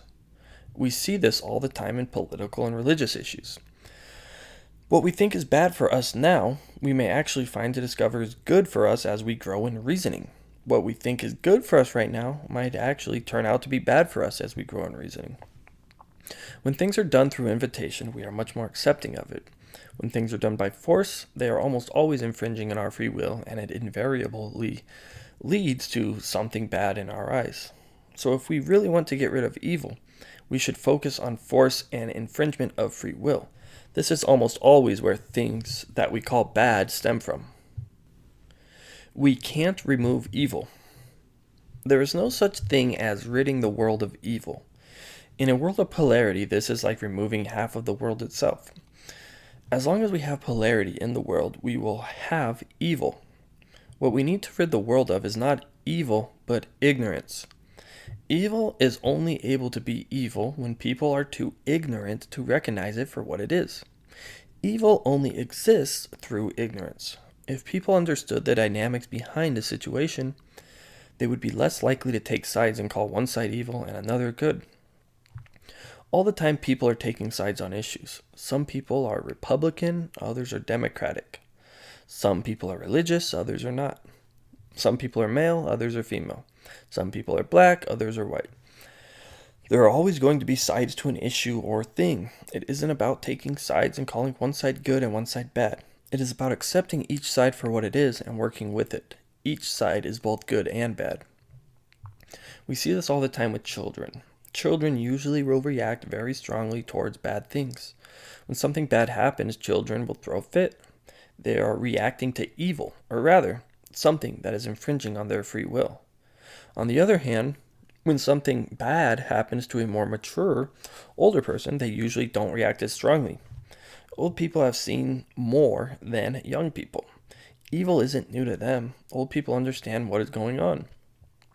What is evil to a child isn't as evil to an older person because it has gone past the shock stage of surprise and now become data that has happened time and time again throughout their life. To a child, ice cream falling off of their cone is a complete disaster and something worthy of crying. This is the height of evil to a child. To an old person, they're just happy the ice cream didn't fall on their shoes and make a mess. Evil is simply the boundary for good. Good is simply the boundary for evil. Evil is simply the reaction to good, and good is the reaction to evil. These are all just energies that we are to interpret and deal with as we will. There is no such thing as evil. There is no such thing as getting rid of evil. There is no such thing as getting rid of bad sides. It's going to be here as long as the universe operates in polarity, so we had better buckle up and work with it. Outgrowing power over us. A big part about good and bad is outgrowing it. People can only do good or bad things if we allow them to. There are always going to be things that we disagree with or don't like, but it is not always about attacking something that is good or bad. It is about allowing this to no longer hold power over you. It is about learning how to defend yourself. Most of the time, people are able to do harm to us and manipulate us to their own advantage out of our ignorance. When we don't fully understand something that somebody else does, they are able to turn things to their advantage. We see this all the time in the banking industry. Most people know very little about how banks and money operate, and because of this are almost always taken advantage of. A lot of the time we are suckers for somebody else. It is about becoming less a sucker and more somebody who is unable to be suckered. When you have understanding and wisdom, it is hard for somebody to play you for a fool. We shouldn't be running away from our problems, but rather working through them. We should find ways to become stronger, not ways to run and become weaker. So a lot of the time, the things we call bad are really just us not having our defenses high enough to protect us from these things. A lot of the time, if we were to simply know more and spend our time working towards things of value, there would be less things that could do bad to us. Bad needs a target, and if you give it a target, it will take it. If there is no place for bad to facilitate itself, how will it exist? This is like getting sick. If we spend our free time doing things that make us weaker, we will become much more susceptible to evil. It is much easier to get sick if we are unhealthy. The same thing can be said about evil. It is much easier to be manipulated by evil if we are ignorant. If we spend all our time doing things that keep us ignorant, then evil will have a place to exist. If we spend our time doing things which develop wisdom, then evil will no longer have a resting ground. Summary. Like a good teacher, evil challenges us. Evil is the friction which creates opportunity for growth. Evil is simply the catalyst behind most change. Without evil, we would be like a weak muscle without exercise. We need that friction to allow for growth. We need evil to allow the complete picture of things to take place. If it wasn't for evil, we wouldn't have a reason to get smarter or stronger, and we would just sit around all day and become weak. We should be happy about evil working as a catalyst towards growth. Yes, we may be able to overthrow evil for a short while, and we may be able to mark our free will as a dominating force for some time. But eventually that will fade, and evil will work its way in once again. The only true way to get rid of evil is to reach enough wisdom to work it into our life. How are we going to work within the confines of polarity to maximize our free will while minimizing infringement on others? That is real ethics. We live in a world of polarity. Everything has both good and bad. Things aren't always black and white. There are usually arguments on both sides to an issue. Love is our individual free will. Reason is the consciousness that directs our love. Emotions are individual elements that make up our love. Habits are principles that refine our emotions. Love and reason are not opposites. We can be 100% in both. Merging love and reason is a challenging task. Good and bad are subjective. What is good to one person is bad to another person. What we call bad is usually infringement on somebody else's free will or force. Evil exists through ignorance. If we want to get rid of evil, we need to get rid of ignorance. We can only be hurt if we are ignorant. Chapter 4. Principles. Quote, "The wise have therefore declared that none can attain to the highest in the science of knowing until first he has attained to the highest in the science of living. Philosophic power is the natural outgrowth of the philosophic life." End quote. Manly P. Hall. So with ethics being subjective, it is possible for us to consider different distinctions and see which ones bring us results we want. If we study for a test, we usually get a higher score than if we don't study. This doesn't mean that it is right to study and that it is wrong not to. It just means that if we want to score higher on a test, studying for the test is probably a good idea. So by considering different principles and polarities, we are able to discover which ones are most likely to bring us results that we want most often in life. Short term versus long term. Most people operate in the short term. Ignorance operates in the short term. When you can only think about the immediate effects of something, you are always going to be at a disadvantage. When you can only see the short-term effects of something, you have less information about something than somebody who can see the long-term effects. Most people see the short-term and not the long-term. Wise people see in both the short-term and the long-term. Seeing in the long-term of something doesn't mean not seeing the short-term. It means seeing the long-term and the short-term. Seeing in the short term means only seeing in the short term, which invariably leaves you with less options for decision making. Thinking in the short term only is hardly a good idea. This is because thinking in the short term will often set you up for failure in the long term. Manly P. Hall sums it up rather nicely when he says, "Short-sightedness, consequently, is the cause of endless misery. Moral short-sightedness results in vice, philosophic short-sightedness in materialism, religious short-sightedness in bigotry, rational short-sightedness in fanaticism." End quote. When we think in the short term, it is generally because we have less of an understanding on something. As we gain more information about a particular subject, we are generally more able to think longer into the future about it. We see this all the time with investors and businessmen. People that build businesses for the short term generally make less money than people that build businesses for the long term.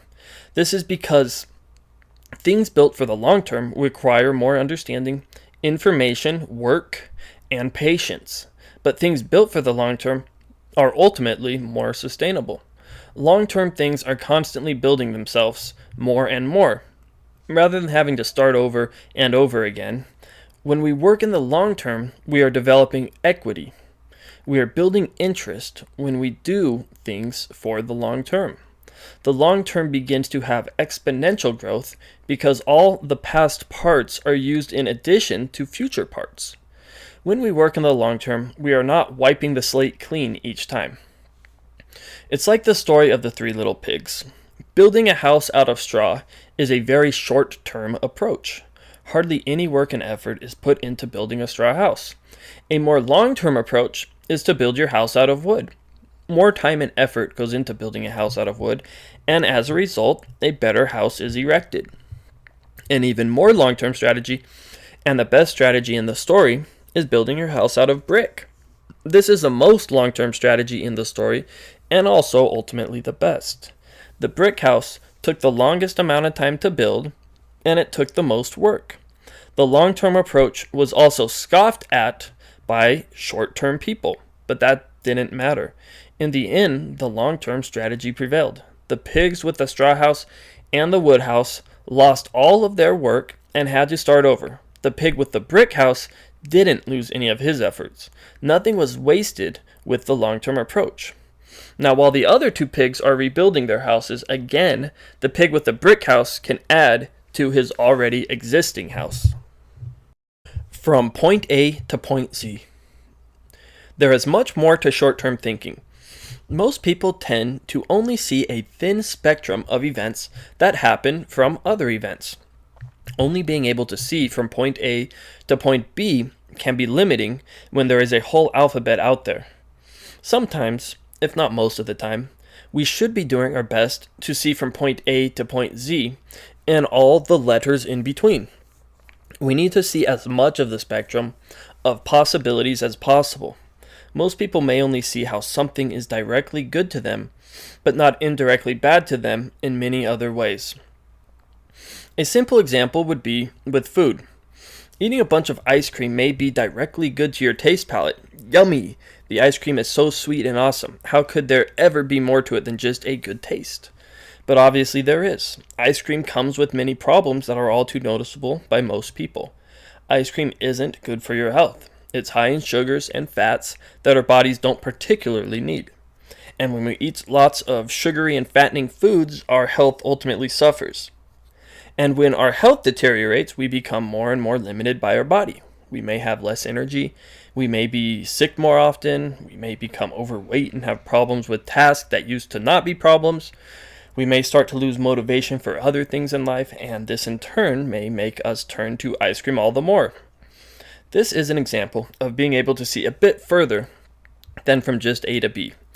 A may be the ice cream, B is eating it, and C, D, E, and so on are all the things that happen after eating ice cream.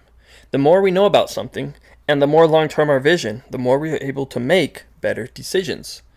The ice cream example is obvious to most people, except maybe children. But what about something a little less obvious, like economics? How does spending money on certain things right now affect other things into the future? Unless we have a certain level of economic understanding, we really don't have a long-term answer to this. What about certain political decisions? What about certain religious decisions? Like the ice cream example, seeing only from point A to point B can be detrimental in all of these categories. Easy versus hard. Most of the time, things that are hard are usually good for us. Things that make us struggle are usually good. It is hard to run 3 miles for exercise. It is hard to read a non-fiction book to educate ourselves. It is hard to start a business. It takes actual work, effort, and perseverance to do things that are hard most of the time, and because of this, it usually develops growth. Struggling usually transforms us into something better. Conversely, things that are easy usually are not as good for us. It is easy to sit at home and not work. It is easy to avoid exercising. It is easy to follow the crowd and do what everyone else does. It is easy to watch TV instead of studying a subject. Many easy things are not as good for us as hard things. Not struggling usually makes us weaker. Hard things are usually good for us because hard things are new problems that create growth once they are solved. Growth usually isn't easy. It wasn't easy learning to ride a bike. It's not easy staying physically active. It's not easy eating a balanced diet. And most good things aren't easy. The world is set up in a way where certain things need to be worked for. Most of the things that make our lives better aren't handed to us. We have to search for them and work for them. It's not easy to find a diamond. You have to search deep and hard to find one. And then once you find one, you have to refine it. The world is set up in a way where the easy path usually doesn't make you as good of a person as the hard path. I didn't write these rules, I simply recognize them. Things that are easy are usually good for the short term and bad for the long term. Things that are hard are usually bad for the short term and good for the long term. The hard road develops equity and exponential growth. Of course, this isn't always true, and of course we need to relax sometimes and unwind. But relaxation and unwinding should be the exception, not the norm. When we get into the habit where we are spending most of our time doing easy things, we almost always create a bleak future for ourselves. We see this all the time with the spoiled rich kids that have hardly worked a day in their lives. They're usually egotistical people who think that the whole world owes them something because they happen to be born into that situation. The reality of it is that the parents most likely worked hard and took the hard path to get the long-term rewards, while the child never learned and developed these qualities. As a result, the child will never become a higher quality individual until they start to take on the hard qualities that the parents took on to accumulate such wealth in the first place. The same thing happens with business. We usually find that the businesses where the founders spend their time working hard in their garage go on to do much better than the businesses where the founders spend all their time buying flashy offices or new cars. The people who do the stuff that isn't fun and the stuff that is hard almost always come out ahead because they are exchanging short-term pleasures for long-term rewards. Almost every person of true success understands that you need to do things that are hard. All too often we spend time procrastinating from the things that we know we should be doing because we don't want to do something that is hard. We will think up every excuse we can to avoid actually doing real, necessary work. And this doesn't mean that things that are hard have to not be fun. In a lot of ways, hard things can be more fun than easy things. Most people inherently like a good challenge. Most people inherently want to become better. Most people inherently want to become smarter. It is just that sometimes it can be daunting and overwhelming to fully accept the things we must do to get there. When we realize that it might take 2 years of hard, dry, boring work to learn a new skill, it can turn us off quite easily. But we need to learn to enjoy the hard things in life. We need to learn to enjoy the struggle of doing what is right and what is needed. We should set our minds on the long-term rewards of doing what is hard and appreciate that it is possible to grow to an area that we currently are not at. We should be happy about working hard for something and earning our way. It is almost always better to get where we want to be by working for it rather than by being given it. So we should learn to accept and be happy about taking the hard path, as we know that ultimately the hard path will make us much higher quality people. If we truly want to grow as individuals and become better people, we need to understand that doing what is hard and challenging is usually the way to get there. Steps and momentum. We should also learn to approach the hard path one step at a time. Nothing happens instantly. Everything takes time. It isn't about getting to the end immediately. It is about doing what needs to be done on a steady basis. By breaking down a hard task into small steps, it becomes much more palatable. Consistency is what really matters. You don't need to group everything into one big task, only to give up the next day. Just work towards the right direction a little bit each day. When we break things into steps, we also open up the concept of momentum. Momentum is a very important part of achieving hard tasks. Almost always, when we accomplish something, we feel really good about what we just did. When we finish a hard task, we feel great about ourselves. When we finish a hard workout or a hard jog, we feel fantastic. We feel as if we are ready for more. This is because we have momentum. Let's say the hard thing that we are trying to achieve is losing 20 pounds of weight. This may seem like a daunting task because we are looking at 20 pounds and thinking, crap, this is going to take a long time. Where do I even get started? I don't want to do this. I'll get started in a day or two. But what we really should be doing is splitting this up into small steps and accomplishing these small steps. We need to get momentum. Momentum changes everything. Once we have some momentum, From completing tasks, we are much more likely to continue on to gain even more momentum. So the way to accomplish a task like losing weight may be to just test the waters. Just take a very, very small step. Rather than being like a lot of people and being like, I'm going to go to the gym for 5 hours straight and lose all this weight, the better path would be to take small, steady, consistent steps that build momentum for yourself. Small, steady changes. That is all that is really needed. The first step shouldn't be going to the gym for 5 hours. The first step should be just getting to the gym, or just putting on your running shoes and stepping outside. That's something that's not scary. Anybody is okay with that.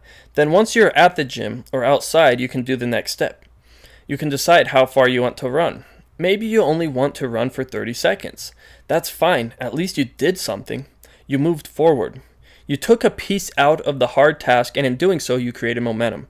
Now the following day, you can do the same thing. You can go to the gym or walk outside and match your last record. You can run for 30 seconds again. Chances are you won't want to run for 30 seconds. This time you may want to run for 1 minute. This is because you have momentum. You have familiarity with doing something, and you are now building and growing. Everybody likes to build and create equity for things. We are just usually turned off because we make the steps too big. We need to learn to break things into small steps and then add to each step as we progress. If we don't want to take the first step, then the first step is probably too big. Make it smaller. If you still don't want to do it, make it even smaller.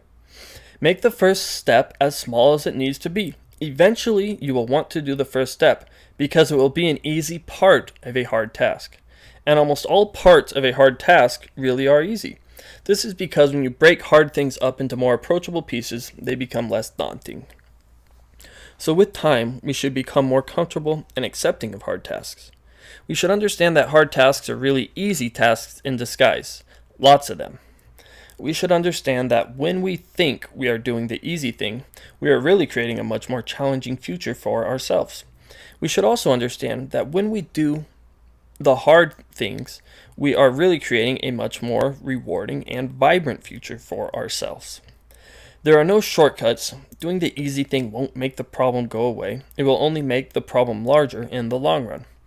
We need to learn to confront the hard challenges with an earnest desire for growth and understand that avoiding hard challenges will only create more problems into our future. The more we run from hard things, the more we bring them upon ourselves.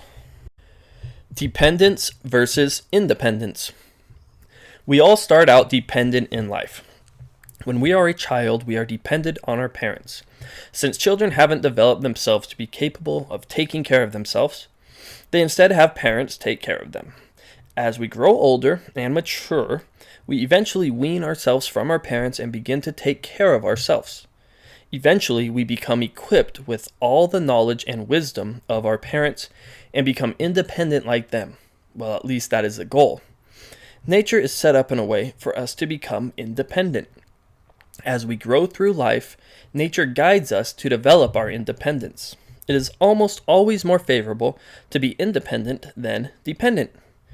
Independent people are able to do all the things a dependent person can do.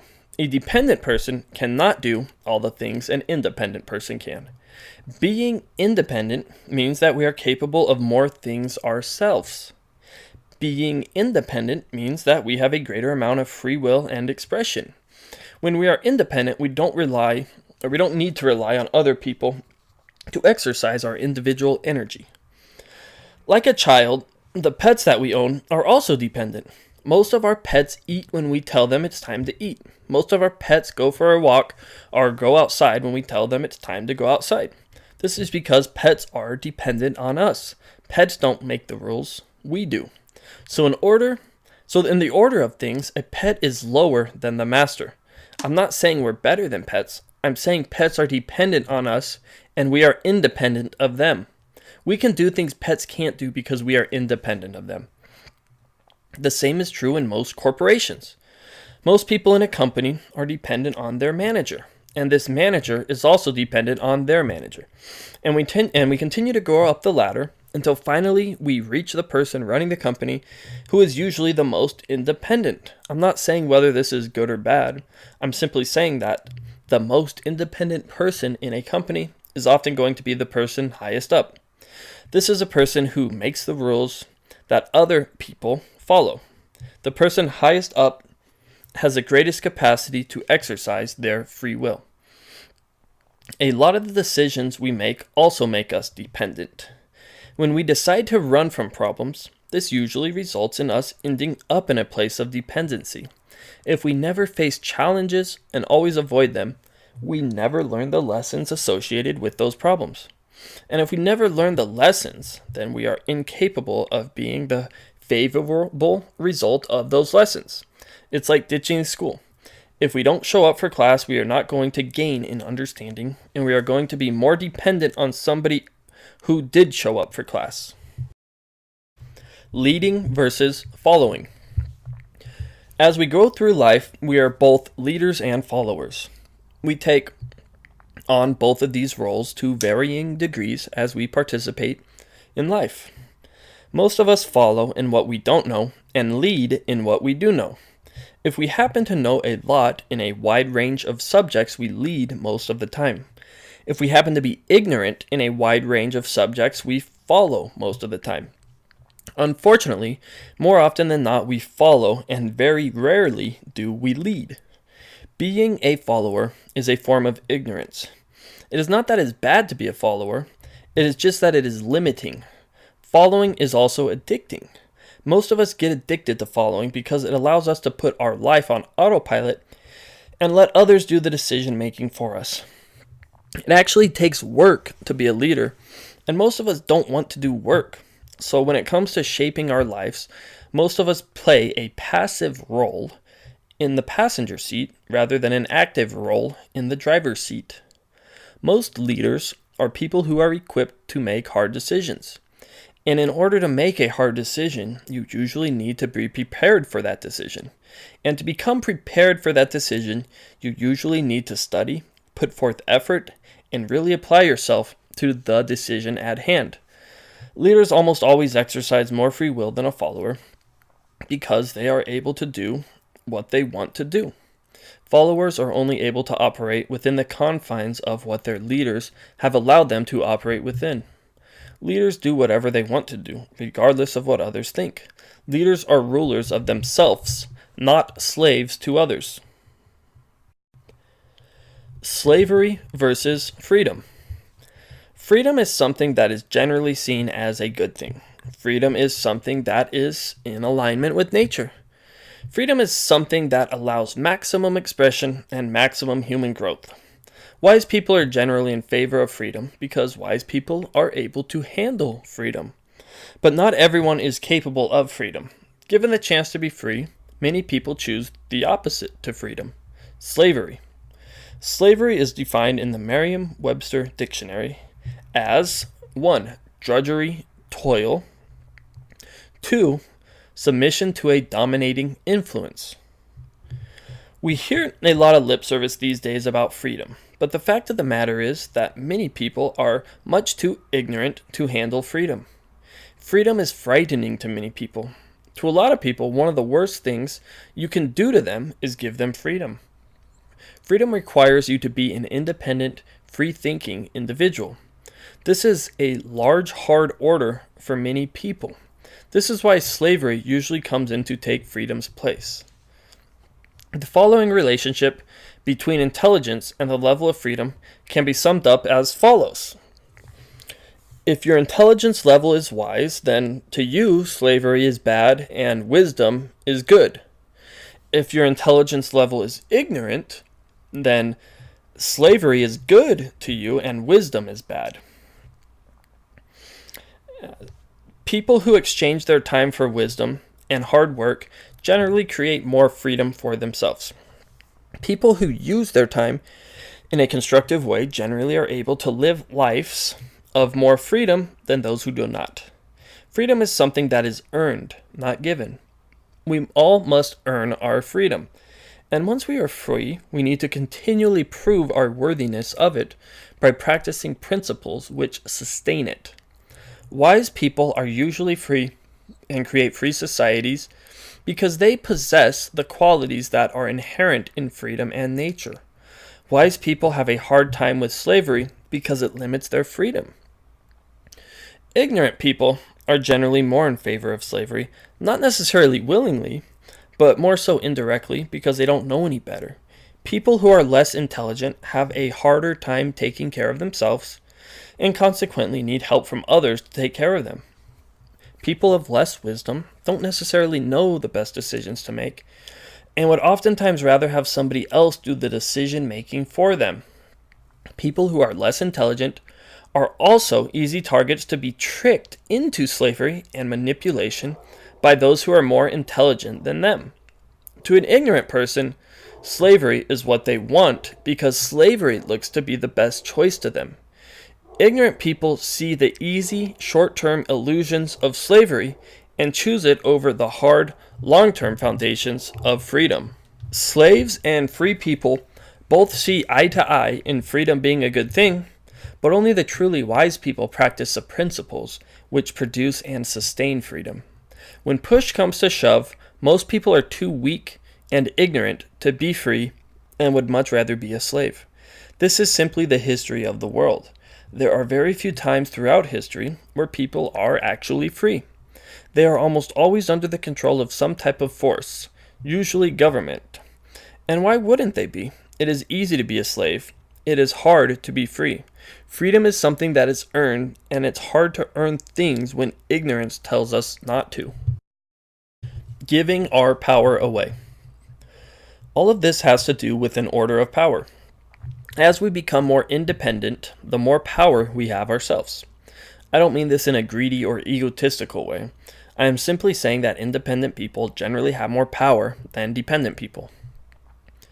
Dependent people have less power because as soon as the person above them is gone, the dependent person is all out of luck. In order to reach a certain level of living, the dependent person needs to have that person above them providing them things.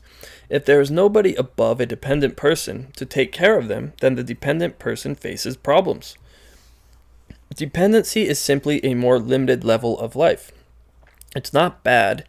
It's just not as free or capable as independence. It's not bad to be a child or a pet, but it doesn't have many of the advantages that being an adult has. Being dependent is often a form of ignorance because being dependent requires less thinking than being independent. It takes wisdom to be independent.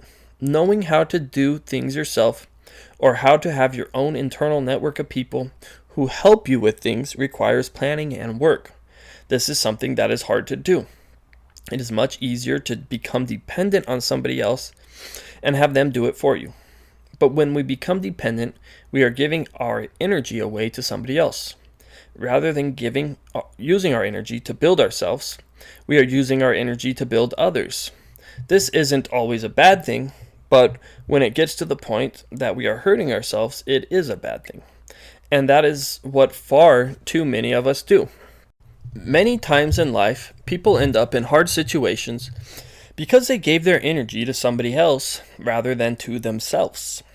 Many times in life, people will offer us something that makes our lives easier in the short term. Rather than thinking about if this will be good for us in the long term or if this will make us better people, we simply take the freebie and become complacent.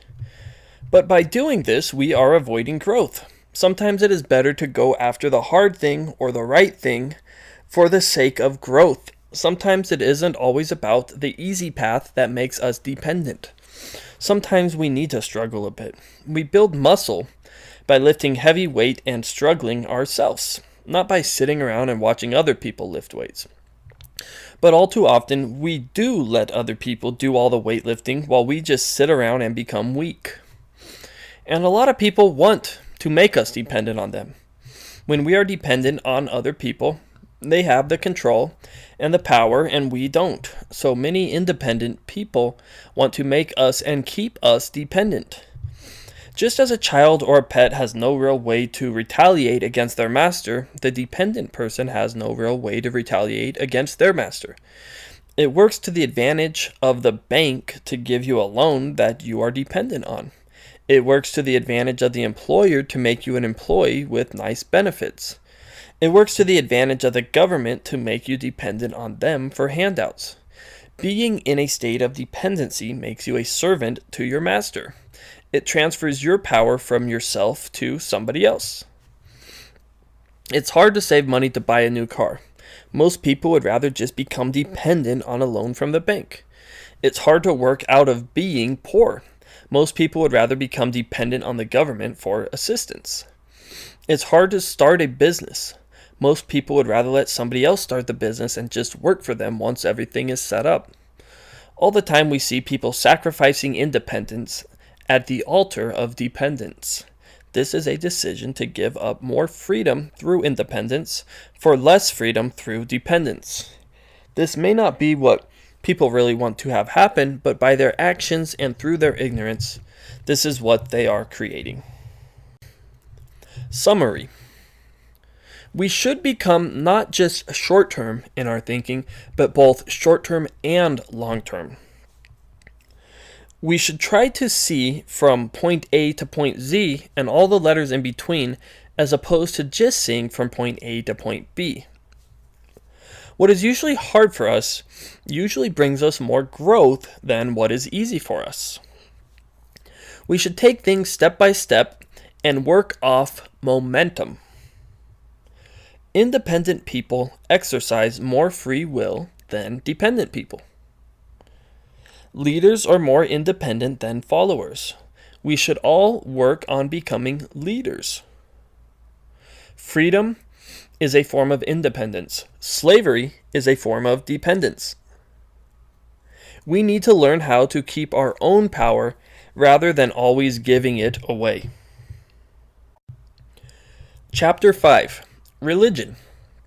Quote, "For lack of interreligious understanding, there has been very little religious understanding." End quote. Manly P. Hall. Religion and spirituality. Religion and spirituality are not the same thing. When we think of religion, we generally think of people who are spiritual and people who care about wisdom and growth. But this isn't always the case. Just because somebody is religious doesn't make them spiritual, and just because somebody is spiritual doesn't make them religious. These are both two completely different things. While it is true that sometimes religion may lead somebody closer to spirituality, there are other times where religion may lead somebody further from spirituality. Many times we have a tendency to group things together and label them as the same thing, when in reality they are two different things. Religion and spirituality are such things.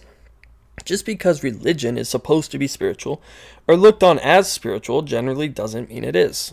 This is how many things in life are. Just because somebody is part of a Christian church doesn't mean they believe the same thing as the other members in the church.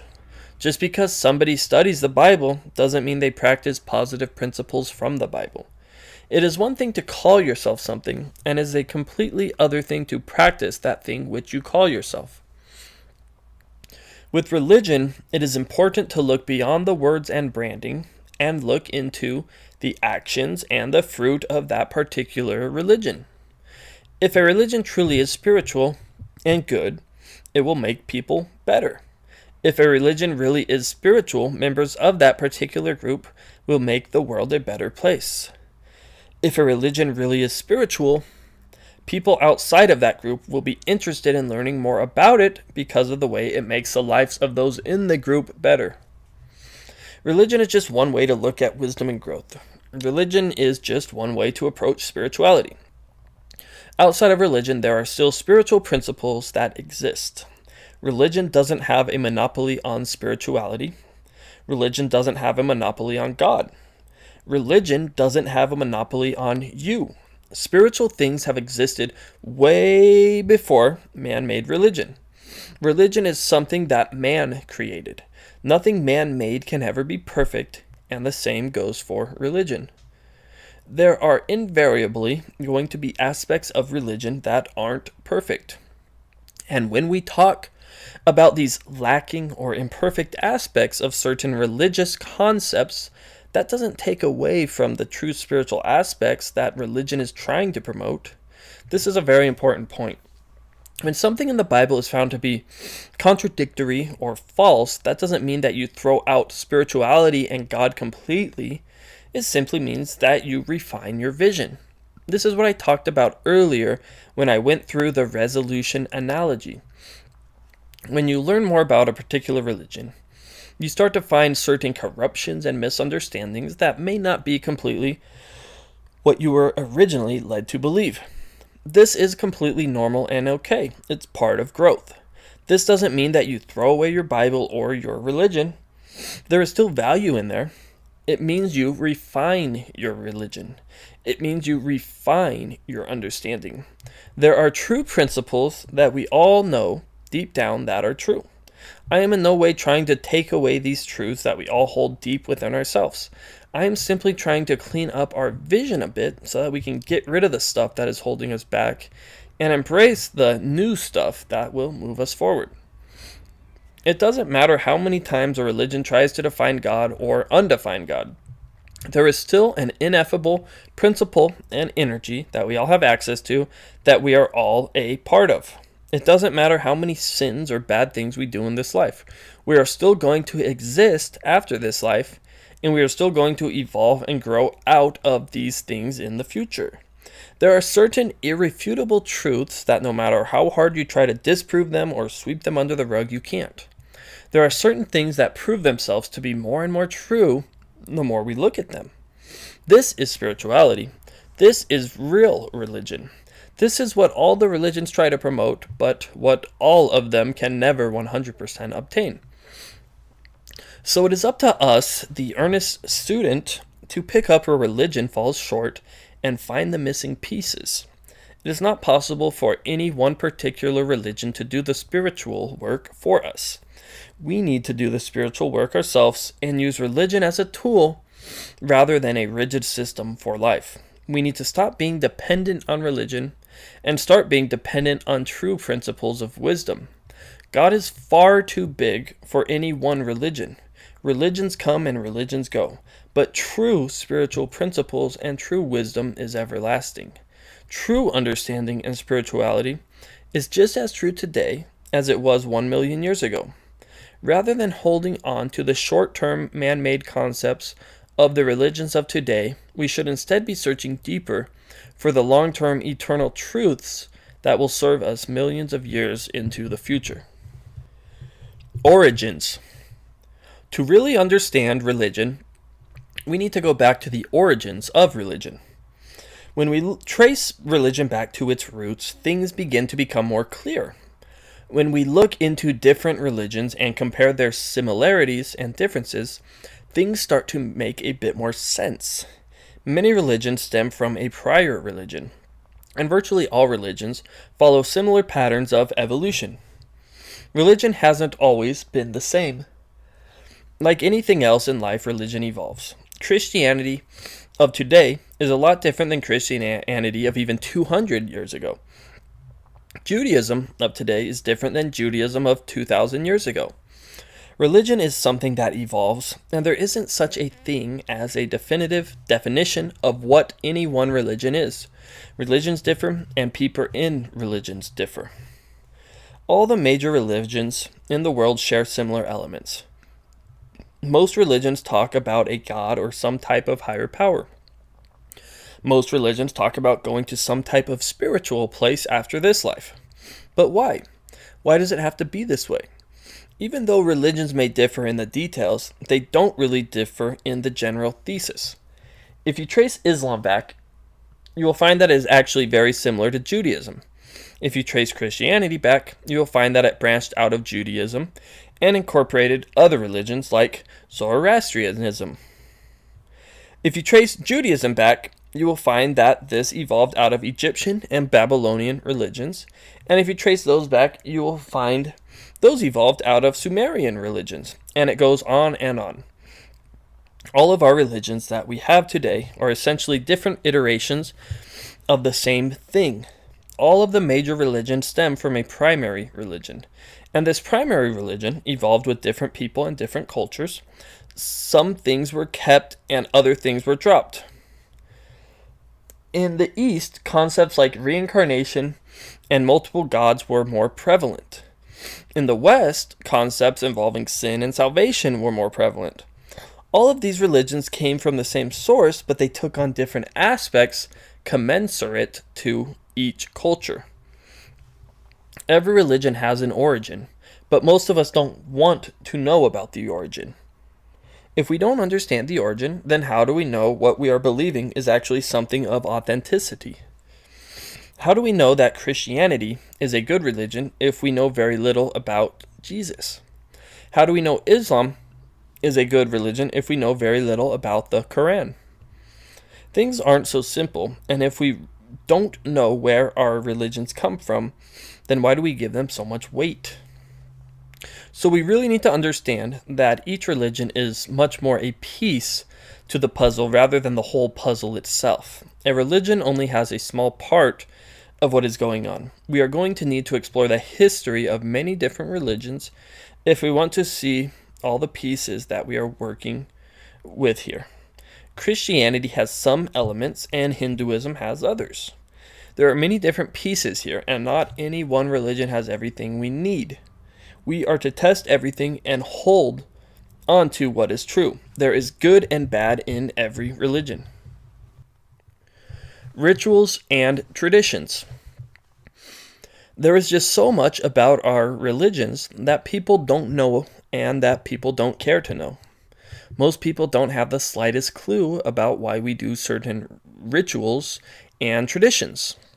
Christianity, Judaism, and Islam all practice a Sabbath day, but few people know where it even comes from or even what it means. Few people stop to ask why Muslims have their Sabbath on Friday, why Jews have their Sabbath on Saturday, and why Christians have their Sabbath on Sunday. Why do all these religions worship a Sabbath on a different day? Why do they all have a Sabbath? What value do members get by practicing this tradition? And then we have other traditions like circumcision. Is there a reason in particular why this is done, or do we just do it because that is what our parents did and it is what their parents also did? Why do we follow the medical advice of what people did 2,000 years ago when we have science and medical understanding far superior to theirs? Why do we follow the traditions that people did during their time? We don't live how these people did 2,000 years ago. Our lives are completely different. Why do we do things without investigating them? We do this because it takes work to investigate things, and we would much rather remain ignorant than actually have to research something and dig up why we do what we do. Finding out why we do what we do is hard. People want what is easy. Finding out where the Sabbath, circumcision, communion, and all these other things come from is hard and takes work. People don't want to work. Most of the origins of these traditions that we practice today are entirely irrelevant to our lives today. Jews used to practice blood sacrifices. With the destruction of their temple in 70 AD, they decided to give it up. Why were they practicing blood sacrifices? Why are they no longer doing this today? Why was it okay for their religion to evolve and get rid of this practice, but still hold on to all the other practices? There are just tons of things that religions still do that don't need to be done anymore. Is it more important for us to follow irrelevant traditions, or is it more important for us to become better people? Does following certain rituals and traditions make us better people? If they don't, should we stop doing them? Nobody seems to care to ask these types of questions. Instead, they would much rather continue perpetuating these traditions rather than understanding them and correcting them where needed.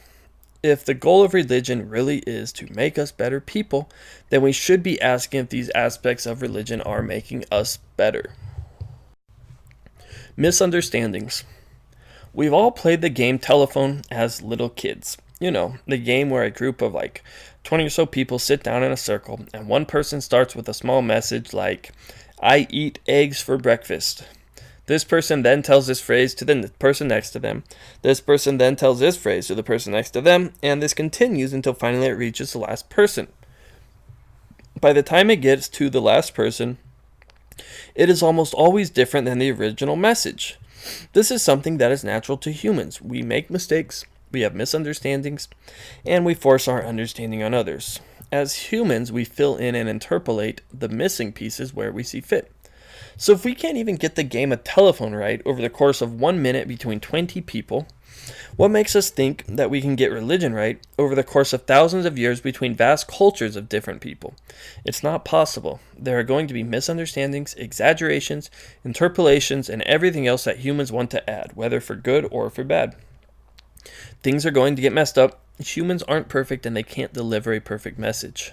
So the idea of thinking that a religion is 100% perfect or has it completely right is ludicrous. It's not possible. Religion is going to have misunderstandings and things that don't resemble the original message. So rather than taking religion literally and as verbatim, it would be much more beneficial to study religion as we would study any other type of knowledge, through testing and practice. Corruption. Religion has always been used heavily as a political tool for political means. It has been said that there has never been a religious movement that wasn't a little political, and there has never been a political movement that wasn't a little religious. This is because religion represents knowledge, and knowledge is power. And when you're dealing with power, there is inevitably going to be people striving for power and misusing that power.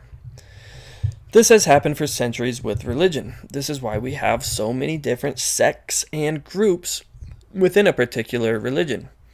In just Christianity alone, we have Orthodox Christians, Catholics, Protestants, Evangelicals, Lutherans, Calvinists, Latter-day Saints, Jehovah's Witnesses, and so on. There are an increasing number of Christian sects all splitting off and forming their own version of Christianity because they don't like the corruptions and faults they saw with their parent version. Human beings are only so good, and when you put somebody into a position of power and tempt them with great influence, they can misuse their power. If people are lacking in certain principles, they will inherently misuse and abuse their power. This has been going on for centuries with priests and leaders of various religious organizations. People have self-interest and they are going to exercise their influence in a way that is in accord with their free will before they do something in favor of your free will. So we have to understand that religion is prime for corruption. I'm not saying all religions are corrupt and that everyone in religion is corrupt, but like any other type of large institution, corrupt people are going to find their way into religion, and they are going to find ways to misuse religion to their advantage. It is up to us as individuals to always be aware of and on the lookout for possible corruptions. Personal journey. We have to understand that religion is a personal journey. There is no such thing as one true religion. For some people, one religion may be better than another religion. Religions are just a tool for developing ourselves. All religions lead towards truth. All religions lead towards God. They're all just different tools working towards these things. And because each person is different, it may not be appropriate for them to follow the same religion as another person. It may also not be appropriate for somebody to follow any religion at all. Religion is philosophy. Religion is a way to guide our lives towards growth and prosperity, the same as any sound philosophy. Religion is the tool set we guide our life with, the same way philosophy is. The religion we choose is the philosophy we choose. If we choose many religions, then we broaden our philosophic understanding. Religion and philosophy is where we find our ethics. We develop our ethics from philosophy, and if we want favorable ethics, then we should study all the different types of ethics. Obviously, some religions are better at certain things than other religions, just as different countries are better at certain things than other countries. There isn't a right or wrong choice when it comes to religion. It is about expressing your own individual free will and enhancing it and evolving it through religion as you see fit. Do some religions help people more than others? Sure, but that doesn't mean that it hurts to be other religions. Some subjects and teachers are also more helpful than others, but that doesn't mean we only stick with them. Ideally, we should be all religions. We should learn and understand as much about every religion as we can and embrace all those aspects which resonate with us. Pretty much all religions have something to offer, and they all have pieces of information that other religions might not have. We should take these pieces of religion that help us and embrace them and we should drop these pieces of religion that hurt us. We should become sifters who reflect upon everything rather than followers who take all of one small thing. At the core, most religions are meant for the betterment of people. Most religions are set up to help people become better. And most religions generally do help people become better. The problem isn't so much that religions make people better, but that they limit people when that particular religion has been outgrown. Outgrowing religion. There eventually comes a time where we are to outgrow our religion. Religion is like grade school. Eventually we are to learn the curriculum of first grade and move on to second grade. And once we learn the curriculum of second grade, we move on to third grade. And eventually we graduate school completely. This doesn't mean we stop learning and growing. It means the exact opposite. We stop learning when we stay in the same grade our whole lives. If we were to stay in first grade our whole lives, we would never learn the things that second grade has to offer. And if we never learned the things that second grade has to offer, it would be harder for us to understand the things third grade and up has to offer.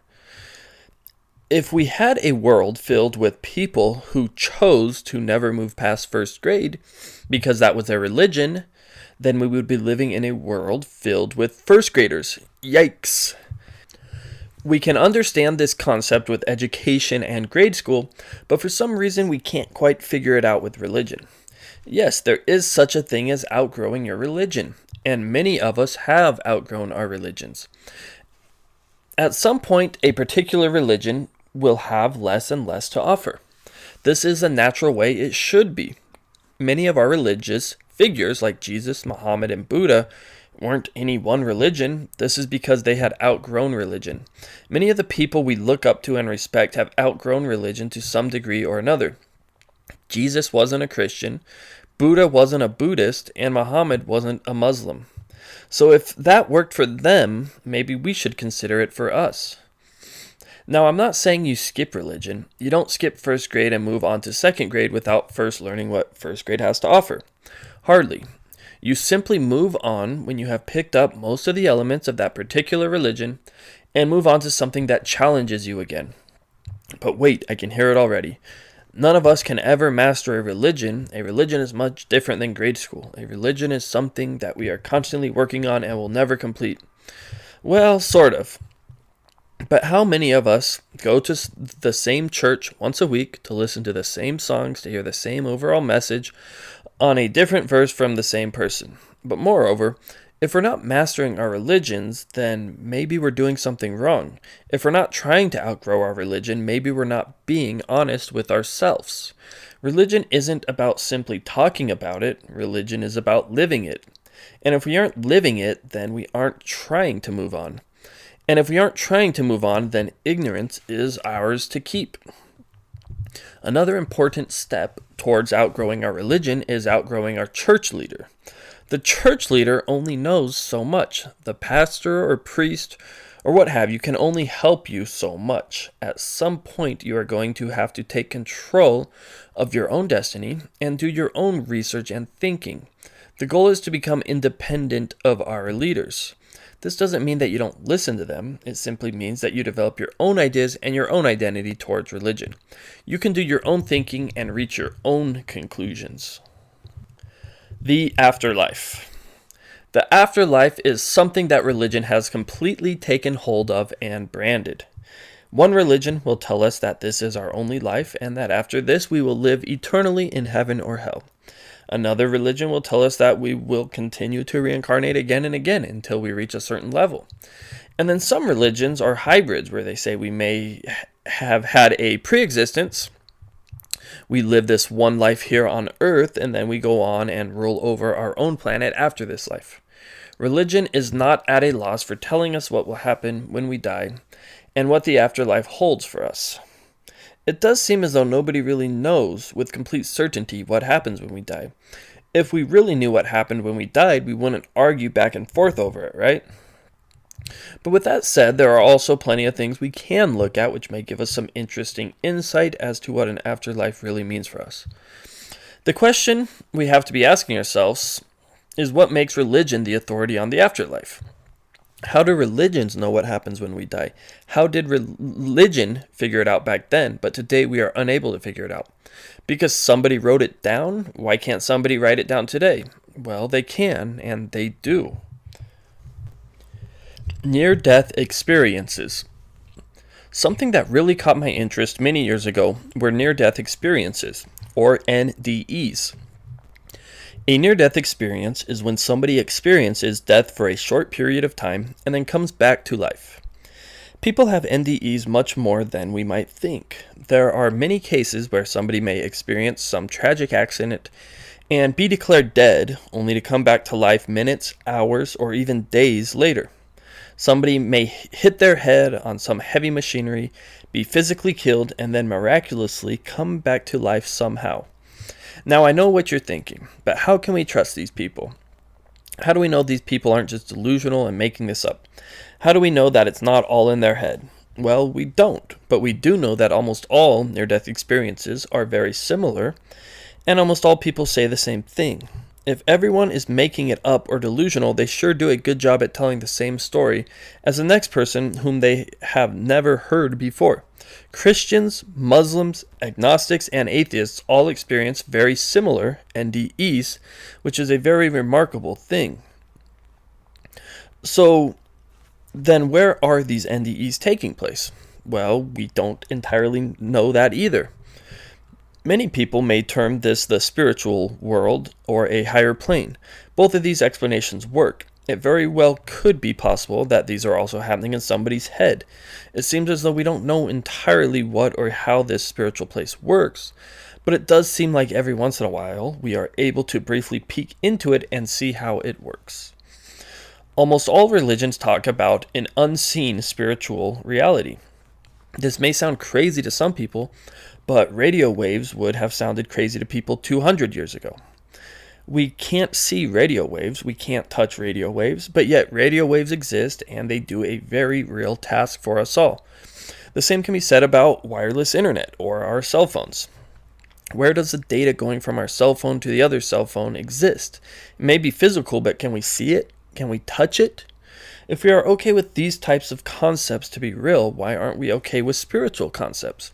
Who is to say that 200 years from now we won't be able to more scientifically understand the spiritual world, just as were unable to scientifically understand radio waves 200 years ago? Just because we don't currently fully understand something at this very time doesn't make it false or not real, it leaves it open. It very well could be real, and we just haven't discovered it yet. Almost all NDEs talk about a vibrant light of complete peace and love. The people who have NDEs talk about how they enter a reality where there is just pure love and bliss flowing everywhere in and around them. NDEs also talk about how people see what they want to see. This is a very important point. In the spiritual world, you see what you expect to see and what you are capable of seeing.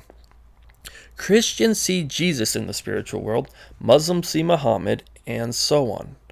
All of these religious people see exactly what they have been led to believe they will see in the spiritual world. We are all creators, and we create whatever we choose to create. If we are a Christian and believe in Jesus, that is how the spiritual world will be framed for us. This is a very interesting concept worth thinking about. Another interesting point is what happens to an atheist when they experience an NDE. Most atheists, since they believe in no afterlife, experience a lot of nothingness in their NDEs. Most atheists experience a type of void in the spiritual realm. They just hang out there, somewhat confused on what is going on.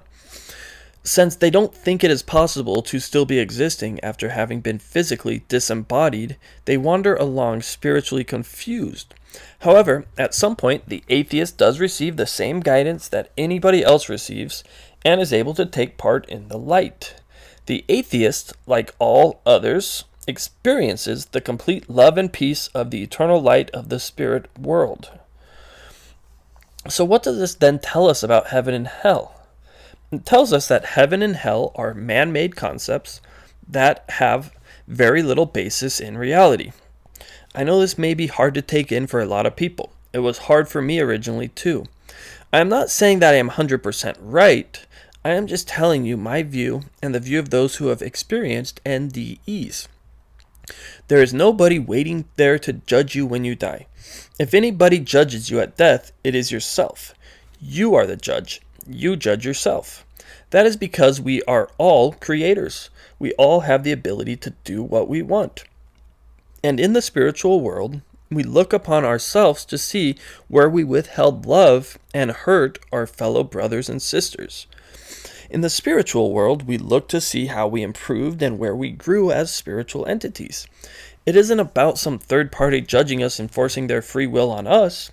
It is about us exploring ourselves and figuring out how to make better use of our free will. The spirit world isn't about hurting anyone or condemning anyone to hell. The spirit world is about reviewing our short little physical experience on earth. The spiritual world teaches us that life is just one episode in a much grander scheme of things. The spiritual world teaches us that there isn't such a thing as just one life. We choose to enter into as many lives as we wish. The spiritual world teaches us the value in all things in existence. Everything has a purpose and everything is love. This is a spiritual world. This is what people who have NDEs come back to report. Reincarnation. There are some religions that talk about reincarnation. The idea that this is one of many lives.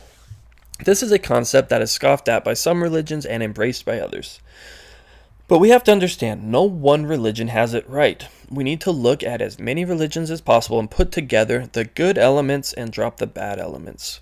When it comes to reincarnation, this is almost invariably a concept that religions got right. Reincarnation is a concept that logically makes the most sense and is also in accord with other things like near-death experiences. Why on earth would we have only one life to prove ourselves to God? What does that even mean?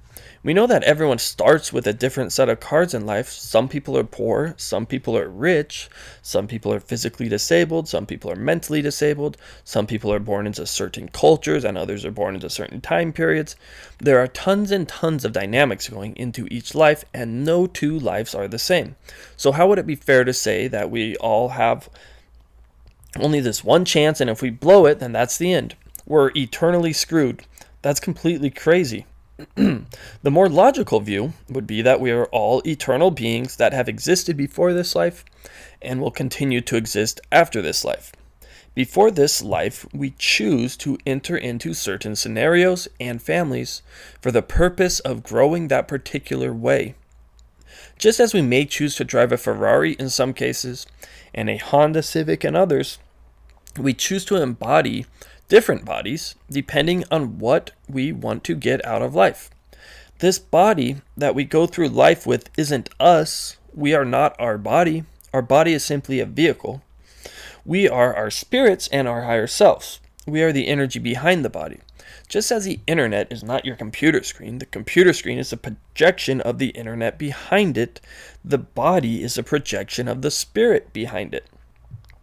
Something like being born ugly or blind, or something that many of us call bad, could actually be a new experience somebody consciously and purposefully chose to embrace to learn a certain set of lessons. If you had lived a life 100 times as some rich athlete, it may get boring. Sometimes it may be beneficial to be the poor guy in the messed up family who struggles through life to grow in the most effective manner. There is no such thing as a right or wrong way to be born, and to say that somebody is better or worse for being born into a certain creed, gender, or anything else is inherently lacking. We are all equal in that we are spiritual beings choosing to experience a physical life. Now, that's not to say that certain choices we make don't affect us. They most certainly do. If we choose to do something, we must be willing to face the consequences for our actions. We all exercise our individual free will and create our futures. Some of us may choose to get ourselves into futures which are a bit difficult. Some of us may choose to create futures of wisdom and abundance. We get what we create, oftentimes unknowingly. It is all just part of an eternal progression of life. The Bible. The Bible is one religious book that warrants discussion. It is one book that has survived for thousands of years and continues to go strong. For some people, it is a written word of God. For other people, it is a foundation on how to live their life. For others, it is a historical record of where man came from and where man is going. The Bible is one book that continues to both enlighten and confuse. In many ways, it depends on how you look at the Bible and what you are expecting to get out of it. The book is so big that it offers verses for just about anything you want to find a verse for. If you're looking for something enlightening and positive, the Bible has that. If you're looking for something arrogant and negative, the Bible has that. If you're looking for something contradictory and confusing, the Bible has that too. In many ways, the Bible is what you make of it, just like many other things in life. The Bible can be used for good or bad, and the Bible can be both good and bad. It just depends. That said, there are still many, many things we can gain by looking at the Bible.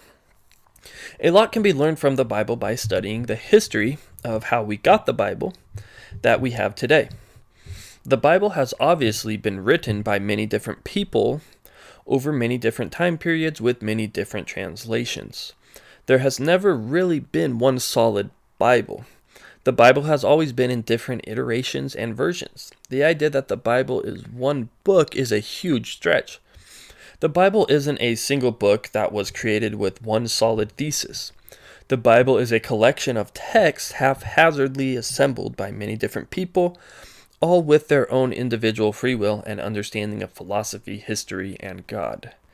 When the Council of Nicaea assembled the Jewish Old Testament with the Christian New Testament writings in 325 CE, they were giving their own interpretations of what the Bible should be.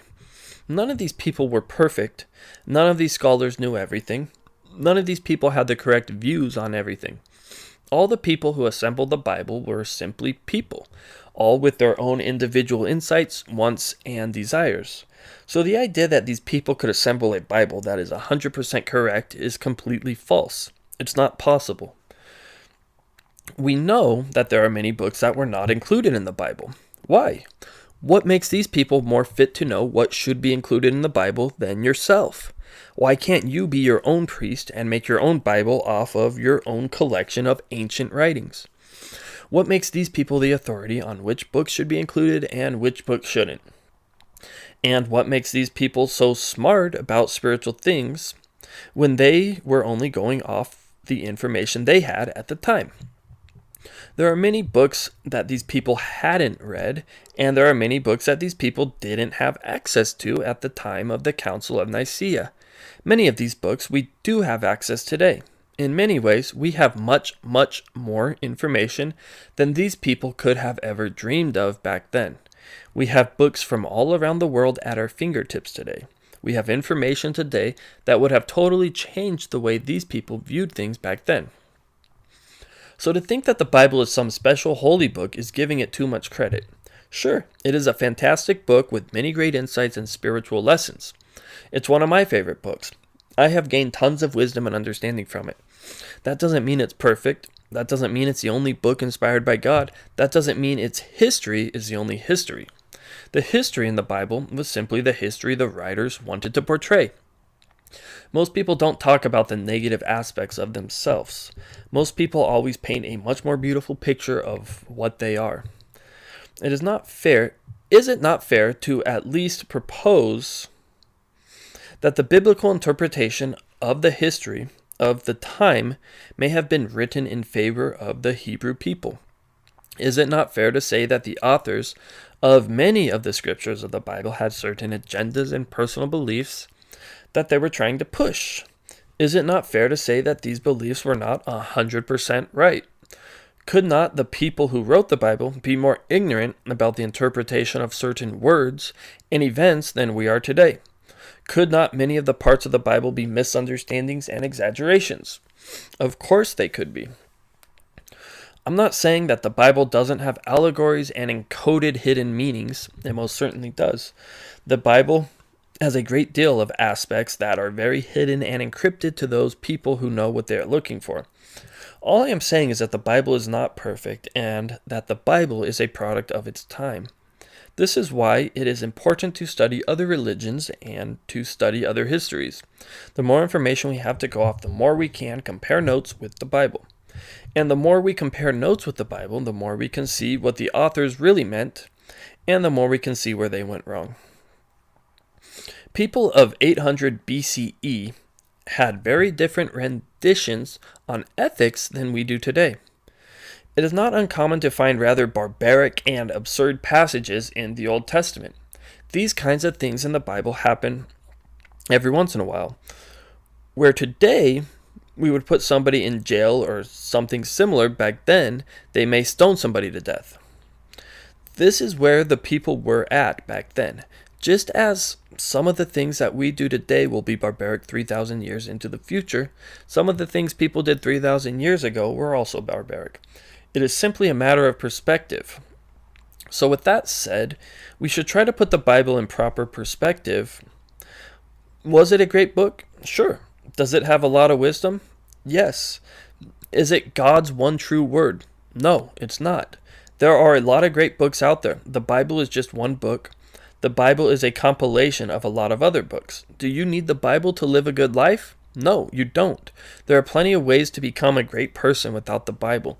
There are also plenty of ways to learn our history without the Bible. There are plenty of ways to get through life without the Bible. There's a lot out there, and limiting ourselves to only the Bible is elementary and irresponsible. It's something a follower would do, not a leader. God. God. It is quite possibly the one word that carries more baggage with it than any other word. God is the one word that can mean virtually an unlimited number of things to anybody. God can be a person, an idea, a concept, an energy, a force, or whatever else our imaginations can dream up. Different words mean different things to different people, and God is one word that means many different things to many different people. In many ways, God is only as big as our imagination.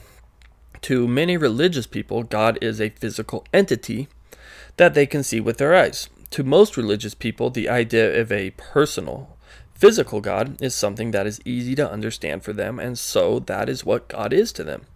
To the more philosophical, God is seen more as an energy or platform. The idea of God being only a physical entity makes very little sense to people of a more philosophic mindset. And so God becomes more of an abstraction and energy to people of more imagination. What God is to one civilization is also different to another civilization.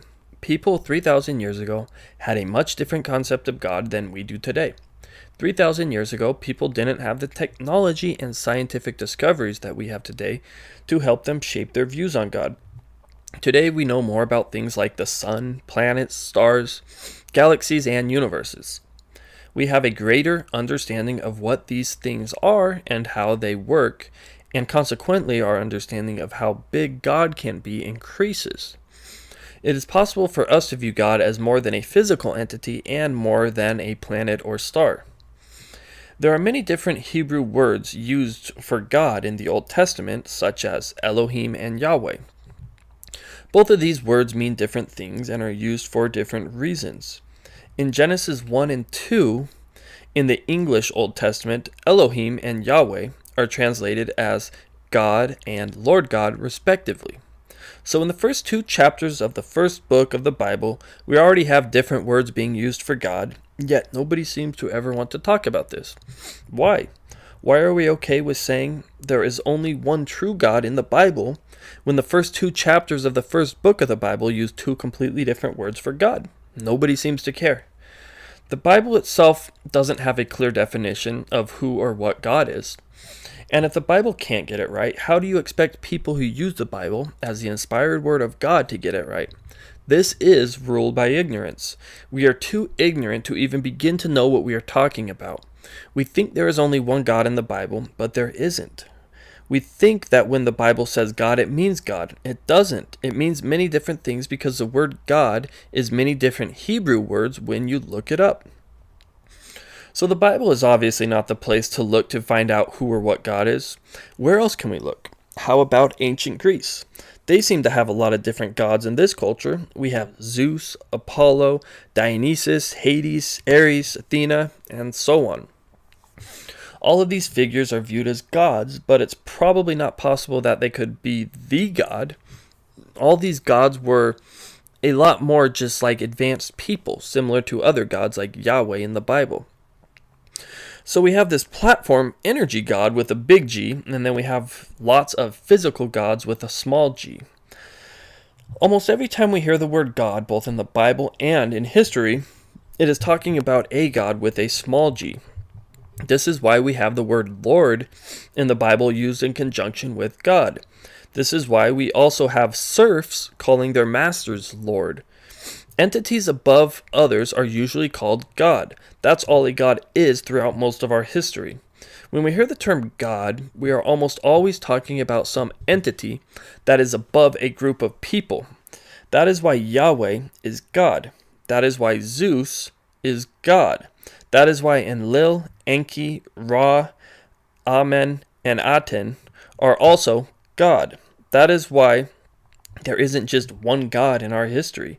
That is why there were lots of different gods throughout the world and in many different histories, including Jewish. That is why there isn't just one God in the Bible. There are multiple gods in the Bible. And Yahweh is not the one true God. It is not possible for a physical being to be the one true force and energy behind everything. People have mixed up the energy God with the physical entity master God. We are talking about two completely different things. So who is the one true God then? Does it really matter? Being able to completely define or say what this God or energy is matters very little. What matters is that there is something there. What matters is that we understand that we all have the ability to tap into this infinite force that is infinitely giving us help and guidance. We all have something greater than ourselves to turn to and look to whenever we need it. We are never alone. We are never without help. We are never without love. There is always a foundation and platform for us to turn to at any time. What matters is that we understand that this is just one episode in a grand scheme of things.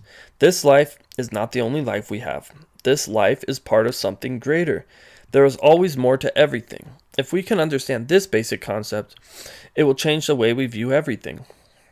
In many ways, we are our own individual gods. We are all gods in training. That is a big reason why we are down here. We are trying to learn how to master the habits and principles to be like the great Zeus of Greece or Thor of Scandinavia. We are all capable of being whatever we want to be. We are all gods. We are all infinite.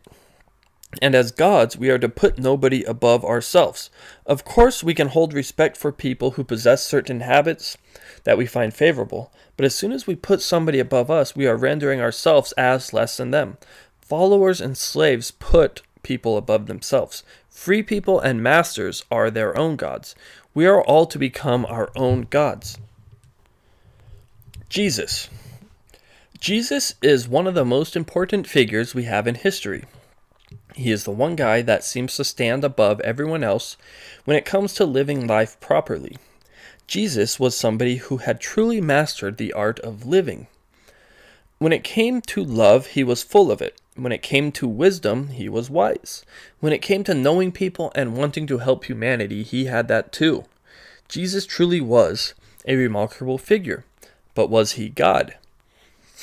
Every once in a while, throughout history, we are sometimes blessed with remarkable figures that seem to have everything going for them.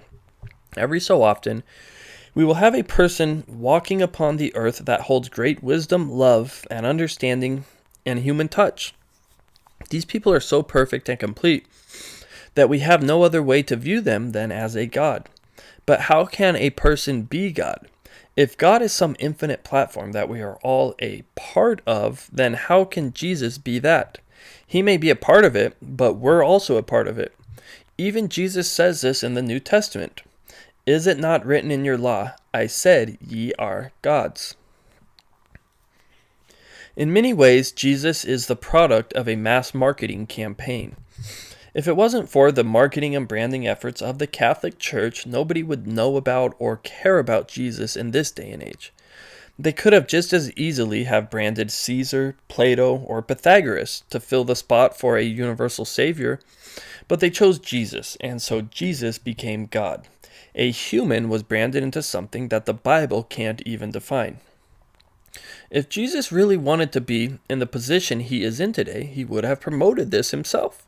If Jesus really wanted to be viewed as God, he would have written books about this and branded it himself. He didn't.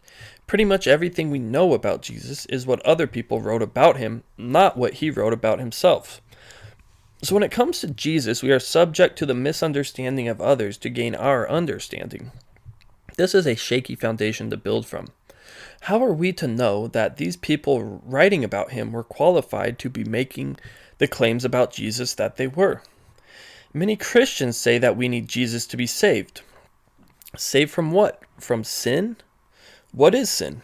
Sin is defined as an immoral act considered to be a transgression against divine law. Okay, what is divine law? The law written in a book assembled over many centuries by many different authors and assembled and edited by a few people who are somehow smarter than us? Let's go with that.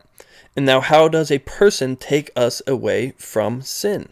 Don't we save ourselves from sin by changing? Aren't we saved when we grow in wisdom and love? Don't we sin less when we look deep into ourselves and understand why we sin? Isn't sin overcome by working through it rather than running away from it and passing it on to somebody else? If anything, it is the people who put the blame or work on somebody else who usually don't grow, and this is exactly what Christians do with Jesus. How do you expect to move away from sin and become a better person when you are giving your energy to someone else? So then we are told that he picks up the slack where we fall short. And where exactly do we draw the line between short and full? At what point are we no longer short? At what point are we sinless? Only God knows that? And which God exactly are we referring to? Are we referring to Elohim, Yahweh, El, or Eloah? Because we know that these are all different words meaning God in the Bible. And if we are trying to impress any of these gods by believing in Jesus, then we are really falling much too short of impressing the real universal God that is above all these entities. What I'm trying to illustrate is how simple and shallow the Jesus as God concept is. When you really start to look deeper into it, the concept starts to have problems on all sides. Now let me be clear. I am not trying to take you away from what Jesus being God means to you. I am simply trying to enhance your understanding as I stated earlier. Jesus not being God doesn't take away there being a real God above all things. You not needing Jesus to be saved does not take away the concept of an afterlife. It just means that you don't need somebody else to grant you something that you have an inherent right to simply for being a spiritual being in a physical journey. What we really need to understand is that Jesus is the example. We are to be like him. We are to become a God also. We are all gods. Jesus even says so himself in the New Testament. We all hold power. Sure, people like Jesus can show us the way and help us, but he's not some huge figure that is above us. We need to stop putting people above us. That is what gets us into problems in the first place. When we put Jesus above us, we are acting like children who put their parents above them. Eventually, the child needs to develop themselves and stop relying on their parents. Eventually, the child needs to grow up and become an adult. We need to stop hiding behind Jesus and instead become Jesus. As long as we are dependent on somebody else, we are never going to hold the true wisdom and potential that we are all granted should we so choose to awaken ourselves. We are all gods. We can all do the things Jesus did and greater. We just need to start working toward these things. If we just sit around saying that he is God and we can't be like him, then we never will be. We create what we believe. We need to step up to the plate and throw out the old misconceptions and misunderstandings that we have created about Jesus for over 2,000 years. We need to stop acting like little kids worshiping celebrities. It is not possible that somewhere along the line we started to go off course and added more and more to the Jesus story that simply wasn't true? We've all heard the saying, never meet your heroes. It's a disappointment. Is it not possible that certain religious institutions have either purposefully or ignorantly misused the whole original sin and Jesus story? Why does the Jesus of the New Testament sound very different from the Jesus of the recently discovered Dead Sea Scrolls, when they were both written during the same time period? Why are we to believe the accounts of the authors of the New Testament any more than the authors of the Dead Sea Scrolls? After all, the Dead Sea Scrolls are subject to far, far less tampering and mistranslation. They were discovered less than 100 years ago. I am not saying that Jesus was not a real person, and I am not saying that most of the things we believe about him are false. What I am saying is we need to upgrade our resolution of him a little bit to understand the dynamics about him more. Right now, most people see the Jesus story with a black and white TV from the 60s. We need to upgrade our vision and precision of him to a 1080p HD television. We need to see the finer details of what is really going on. There is much more to all this than we think. Did he die on the cross? Was he crucified? Did he do miracles? Did he heal people?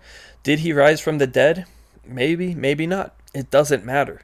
What matters is what we are going to do with the teachings that he left us with, not the teachings that a few unread authors, mistranslated by more unread scribes, tampered with over 2,000 years, have left us. We are all better than this. We need to stop looking for others to fix our problems, and we need to start fixing them ourselves. Jesus didn't run from his problems. Jesus didn't put his problems on somebody else. Jesus was a leader. Jesus worked hard. This is what we need to be. We need to stop worshiping Jesus and start being him. Worshiping somebody will only make us more dependent and more weak. We need to start worshiping our own greatness and start developing our own greatness. We need to stop being weak, needy people looking for a savior and start being strong, independent people, ready to take on the privilege of ruling ourselves as our own sovereign gods, because that is what we really are. We are all as great as Jesus. Summary. Religion and spirituality are not the same thing. Religion is man-made. Spirituality is eternal. At the core, all the world's most popular religions stem from the same source.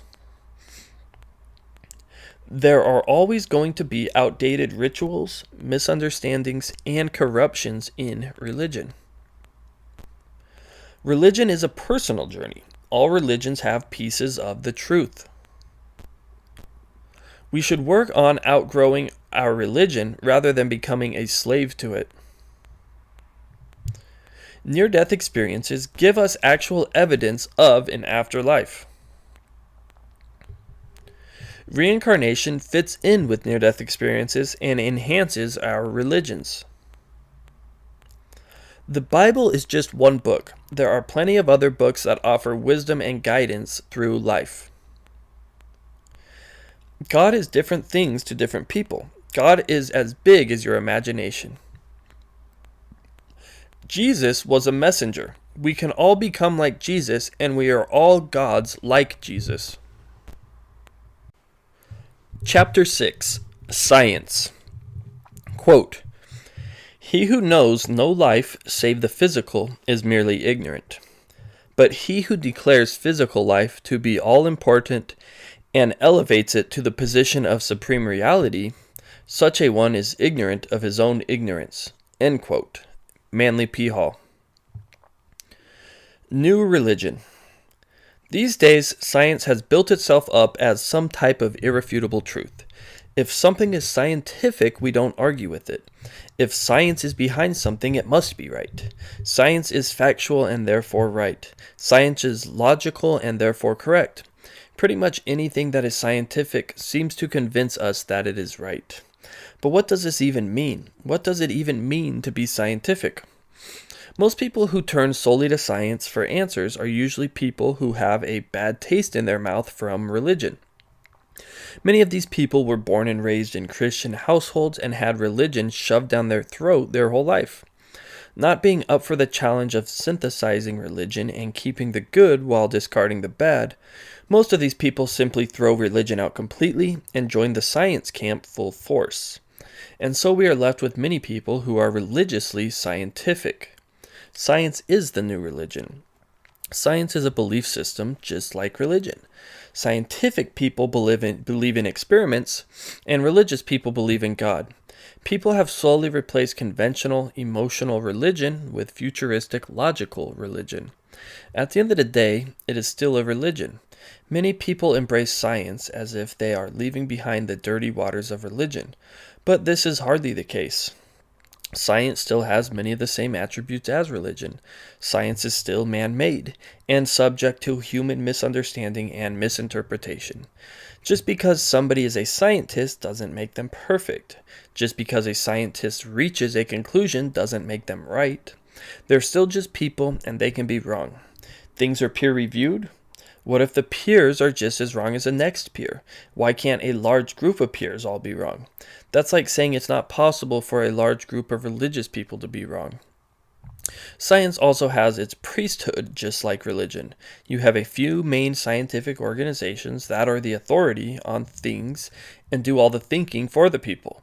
They release their results every now and again, and the people take it as gospel. Most scientists never actually verify facts themselves, they just take what others tell them and believe it, just like religious people.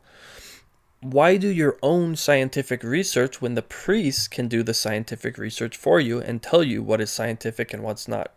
And whatever conclusions they reach are obviously correct because they wouldn't dare make a scientific mistake, would they? Facts and evidence. Many people seem to think that if there are facts about something, that makes it true. Consequently, people think that if there aren't facts for something, that makes it false. We see this all the time in the scientific community. We see that some experiments showed a certain set of facts and therefore it is true. This isn't always correct. Just because there are facts for something doesn't mean they are correct facts. Measurements and calculations in science are just as prone to human error as anything else. Having facts for something is just a part of the puzzle. What if you were using incorrect tools to measure your facts? The facts would now be incorrect also. There is more to science than simply finding facts and saying that is all there is to it. You could be using equipment incorrectly, which makes the facts incorrect. You could be measuring something with the wrong tools altogether. Moreover, just because there are facts for something doesn't mean they are being interpreted correctly. Just because somebody is a good scientist does not make them a good philosopher.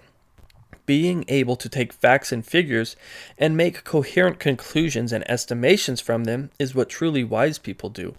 This is why most people are terrible investors. Investing is just as much an art as it is a science. You can be the most scientific and technical person in the world and be a terrible investor. You need to be able to weigh everything to be a good investor. 100 scientists may look at a set of data and only one person, the most wise of the bunch, may make the correct assessment of the data at hand. The other 99 will simply be wrong, even though they are being just as scientific as the one wise man. There are ignorant scientists just as there are ignorant theologians. When we study a certain topic to become knowledgeable in it, do we read one book and then call it quits? Do we think that after reading one book about something that we have it all figured out? Or do we continue to read different books from different authors to gain a deeper understanding into the topic? Why then do scientific people shy away from non-scientific things? Everything is scientific. Science is about taking in all the data and interpreting it, not just what we pick and choose to take in. We don't need evidence for something to be true. Yes, obviously having evidence for something is always helpful and should be used, but sometimes we don't have the luxury of evidence, and we have to actually think about the topic to arrive at the answer rather than just have it handed to us by evidence. Evidence is the easy way to reach an answer, and sometimes answers require more than the easy path.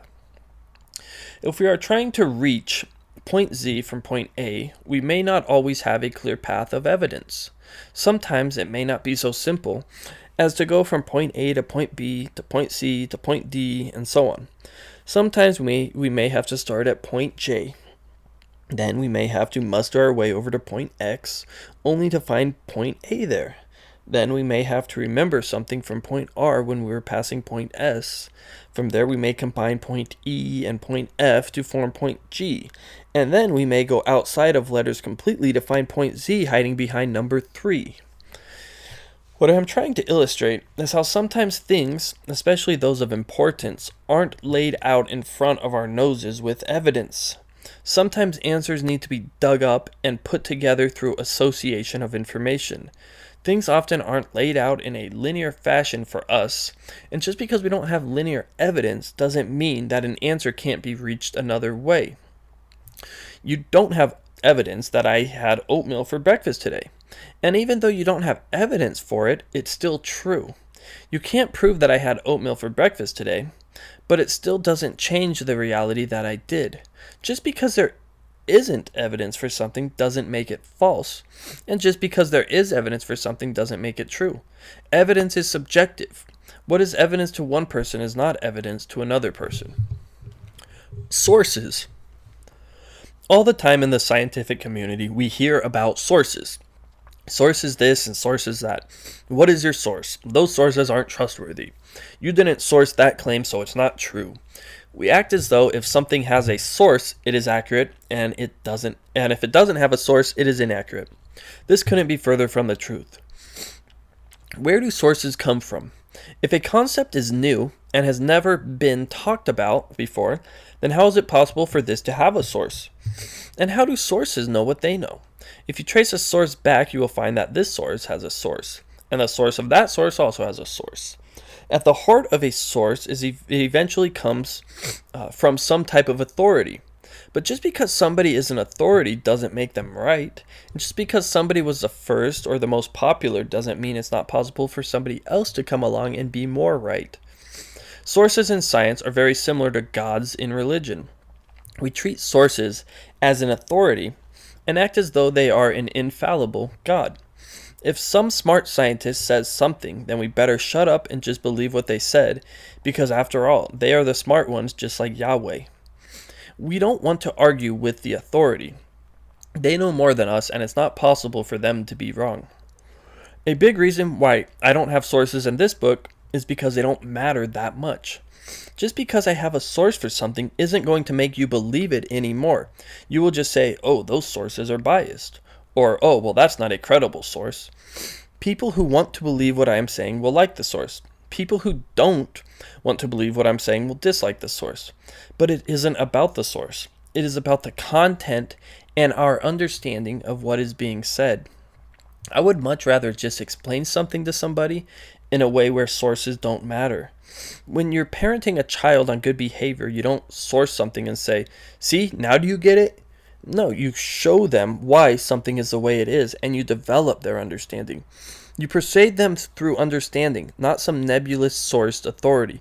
The authority is the truth, not the source. Take the color blue, for example. Do I need a source to tell you that something is blue? If something is easy to understand, it doesn't need a source. You can see the elements that go into making it true. If I tell you 2 plus 2 equals 4, you aren't going to ask me for my source. You can just look at it and handle it. We generally don't ask for sources on simple things that have maybe only 1 or 2 immediate steps towards understanding it. Seeing how I get to 4 by saying 2 plus 2 requires no source or explanation. You just get it. If I were to give you a source that said 2 plus 2 equals 5, you'd probably get pissed at me and tell me I'm stupid, even if the source said it was true.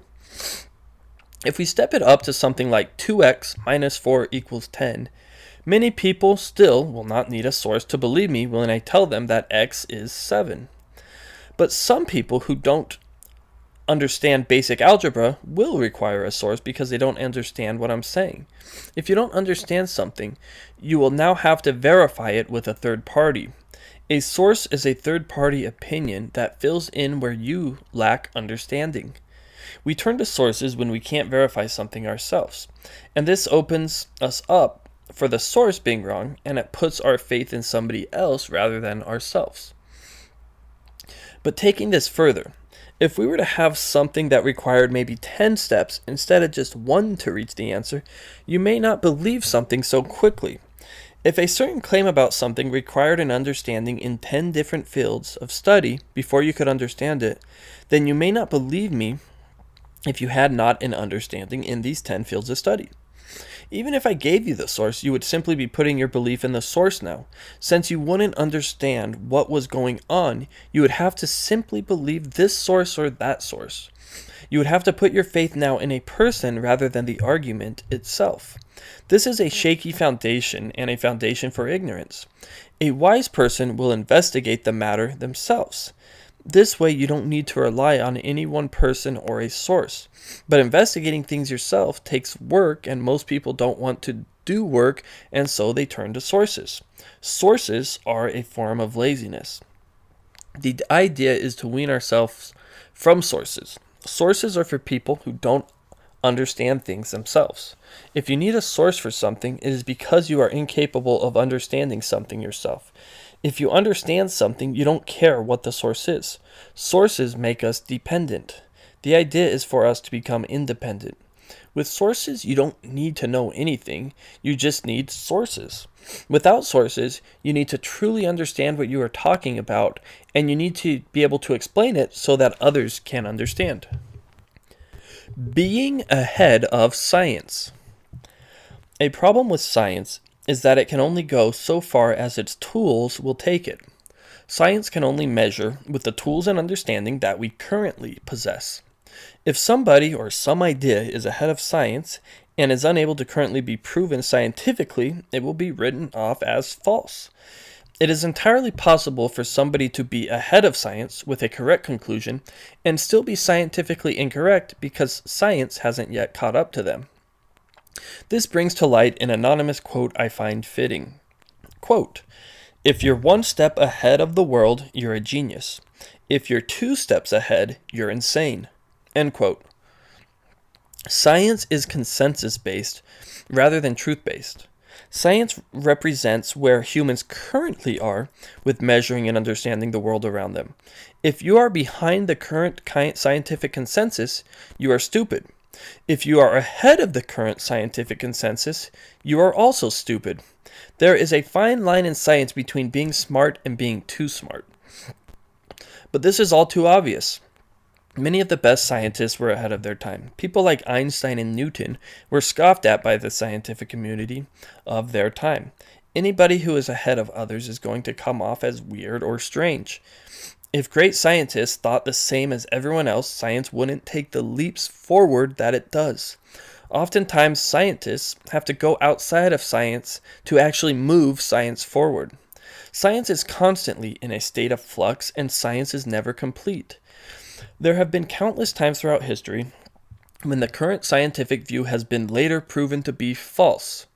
There have been times throughout history where non-scientific people have later been proven to be more correct and scientific than scientific people. Examples. The blank slate theory, which was scientifically held as early as over 2,000 years ago, stated that humans were born as blank slates and that everything they learned and picked up came from education and their environment alone. This has later been proven to be incorrect with findings such as DNA. DNA proves that we inherit certain traits from our parents. If you were to try telling people this 2,000 years ago, you would be called a moron and you wouldn't be scientific. Geocentrism was widely popular prior to the 16th century. For centuries, scientific and logical people were led to believe that the Earth was the center of the universe. Even though these astronomers were being as scientific as possible, they were still dead wrong. It wasn't until crazy people like Copernicus, Galileo, and Kepler came along that this limiting scientific view was publicly replaced with the more accurate heliocentric view of the Earth revolving around the Sun.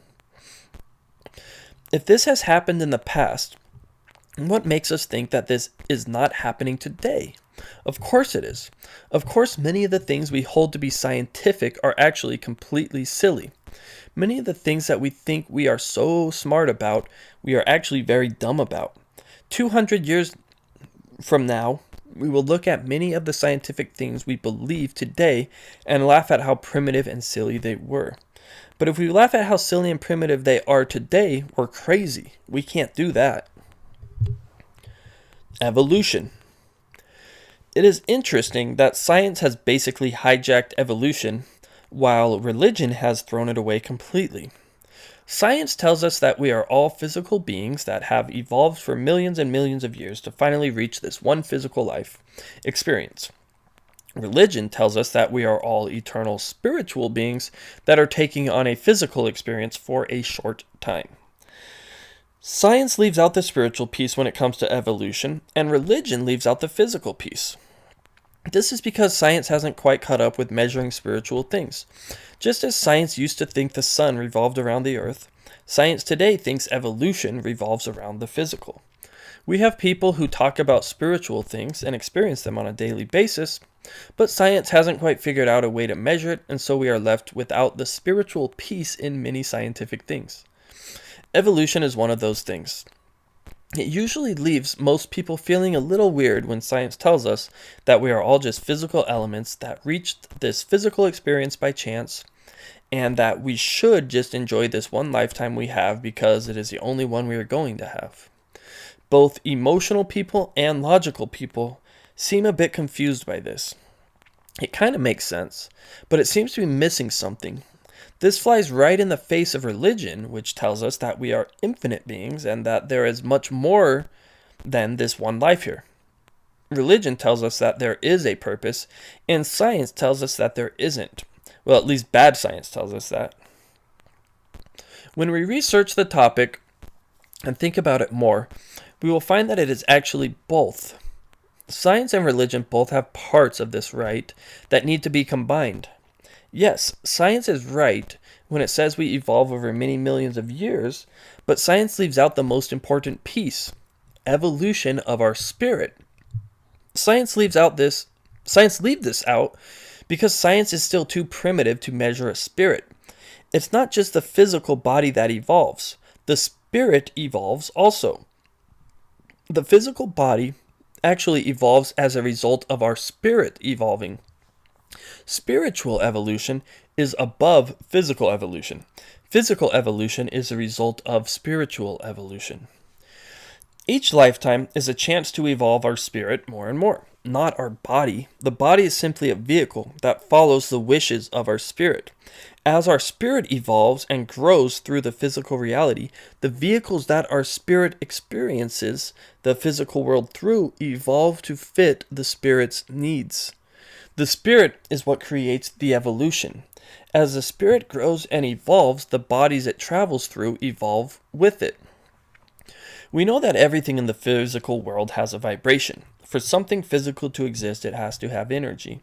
The atoms in something as solid as permanent as a rock vibrate and are constantly moving. This vibration is energy.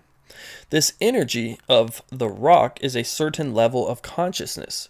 Sure, the rock isn't conscious like a human being, but at the level of vibration the rock experiences, there is consciousness. There is life. Energy is consciousness. Everything in the universe is living. For a rock to simply exist in third density is a statement of consciousness, life. It is not possible to have anything material without energy and vibration. So everything in this third density reality we live in is conscious and living. All things in this reality are participating in life. Energy is all participating in evolution and consciousness. Everything is fluctuating through space and developing. That is the nature of this reality. So when we think of evolution, we need to think deeper than simply beings made up of cells. We need to think of evolution at the conscious energy level rather than simply the biological being level. All things are working together towards evolution. The 4 stages of evolution. The ancient wisdom of the world teaches us that there are 4 basic levels to evolution: the mineral, the plant, the animal, and the human. Each of these 4 stages represents the evolution of consciousness. With each stage of evolution, consciousness and ultimately free will and choice increases. As things evolve, they reach spiritual clarity. At the first and most basic level of evolution, we have the mineral world. This world consists of all the elements functioning as themselves. Iron, gold, carbon, and zinc are all operating in the mineral stage of evolution. All the elements are a form of life and energy building the foundation for life. The elements represent a very primitive and basic level of consciousness. Being physical in third density is a form of life. Yes, a rock may not look very conscious because it's not very conscious, but the fact that it exists gives credence for its consciousness. As energy evolves, it takes on the plant or vegetable stage. The vegetable stage brings about the respiration and recreation stages of life. Plants are able to reproduce and plants are able to grow. Plants are more conscious than a rock. Plants have more energy than a rock. Plants are more aware than a rock. Yes, they're not aware like a human, but they are aware. Plants do react to certain things that happen to them. Plants do have life, and plants are alive. Plants bring about the vegetable stage of evolution. As energy evolves deeper, it brings about the animal stage. The animal stage is where the emotions are developed. Animals are more evolved than plants. Animals are more conscious and experience more free will than plants. Animals are a greater vehicle for spirit to experience their density in than a plant. As spirits evolve from plants, they take on animal bodies. Animals give spirits the next stage of their evolution. Animals offer feelings that were untapped in the plant stage. Animals also operate on the group level. Animals are less likely to do things individually and more likely to do things as a group of beings. The final level of evolution is the human. Humans bring about the intellectual and reflective aspects of life. Humans are the crown of creation, where all the levels of evolution combine to create a completely independent, aware being. For a lot of us, becoming human is a lot harder and a lot less fun than being an animal. Becoming a human is a level that many of us are still working on. But with more growth and understanding comes greater expression of free will and individual choice. With each incarnation, we evolve our spirit, which in turn evolves our various bodies.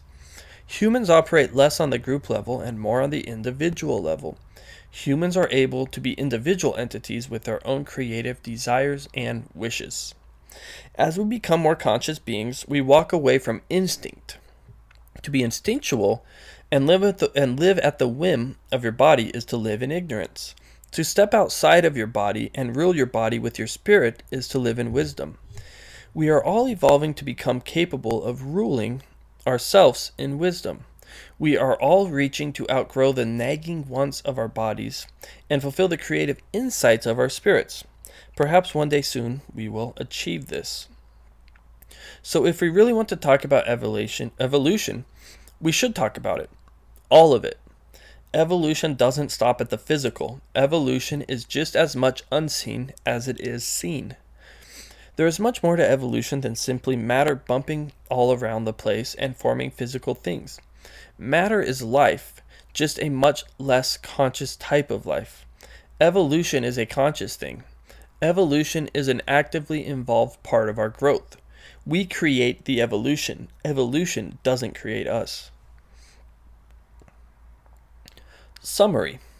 Science is the new religion for this day and age. It has many of the same aspects as traditional religion. Facts and evidence are subjective. Just because there are facts and evidence for something doesn't make it true, and just because there are facts and evidence for something doesn't make it false. Sources are an appeal to authority and make us dependent rather than independent. Science is consensus-based rather than truth-based. If you're behind science, you're stupid. If you're ahead of science, you're also stupid. Evolution is not just physical. There is a spiritual aspect to evolution which precedes the physical aspect. Chapter 7. Education. Quote, "The average person doesn't think well because they went to school." End quote. Robert Kiyosaki. Purposeful spiritual education. These days we have this notion that spiritual things should be separated from academic things, or rather that spiritual things are non-academic. With the rise of science, we have slowly phased spiritual things out more and more and decided that they are no longer a part of education. So we are left with churches to teach the spiritual things and universities to teach the academic things. But why would we divide information when it is more beneficial to merge information? We should be finding ways to fit information together rather than dividing it apart. We need to really think about what we mean when we say education. Almost everyone agrees on the importance of education and that we need to improve education, but simply doing more of the same thing isn't going to make education any better. If the education system is broken, then simply spending more money on a failing system isn't going to fix anything. If we are looking to fix the education system, we need to really rethink education completely. Education is much more than simply going to school and college for our younger years and then getting a job and ending our education. Education is much more than simply memorizing information and then regurgitating it on a test. Education is much more than receiving a piece of paper solely for the purpose of a job. Education is much more than simply knowing what somebody else thinks we should know. Education is a part of life. It isn't a temporary thing, it is an ongoing thing. Education is part of evolution itself. As we educate ourselves, we evolve. As we try new things, we educate ourselves. When we make mistakes, we educate ourselves. When we follow our dreams, we educate ourselves. We educate ourselves by going through life and taking on reality. Real education is about developing our purpose and ourselves. Education should be built around us, not the other way around. We can't shape people into what schools tell them to be. We should be shaping schools around people. It is about finding the passion and purpose behind each individual and simply allowing that beauty to flourish and scale itself into a reality of value for others to enjoy. This is true education. Education should be an extension of ourselves. Education should enhance our passions and our dreams and ultimately bring them to fruition. Education should be the underlying foundation that adds the physical reality to our spiritual reality. We all have dreams of things we want to do.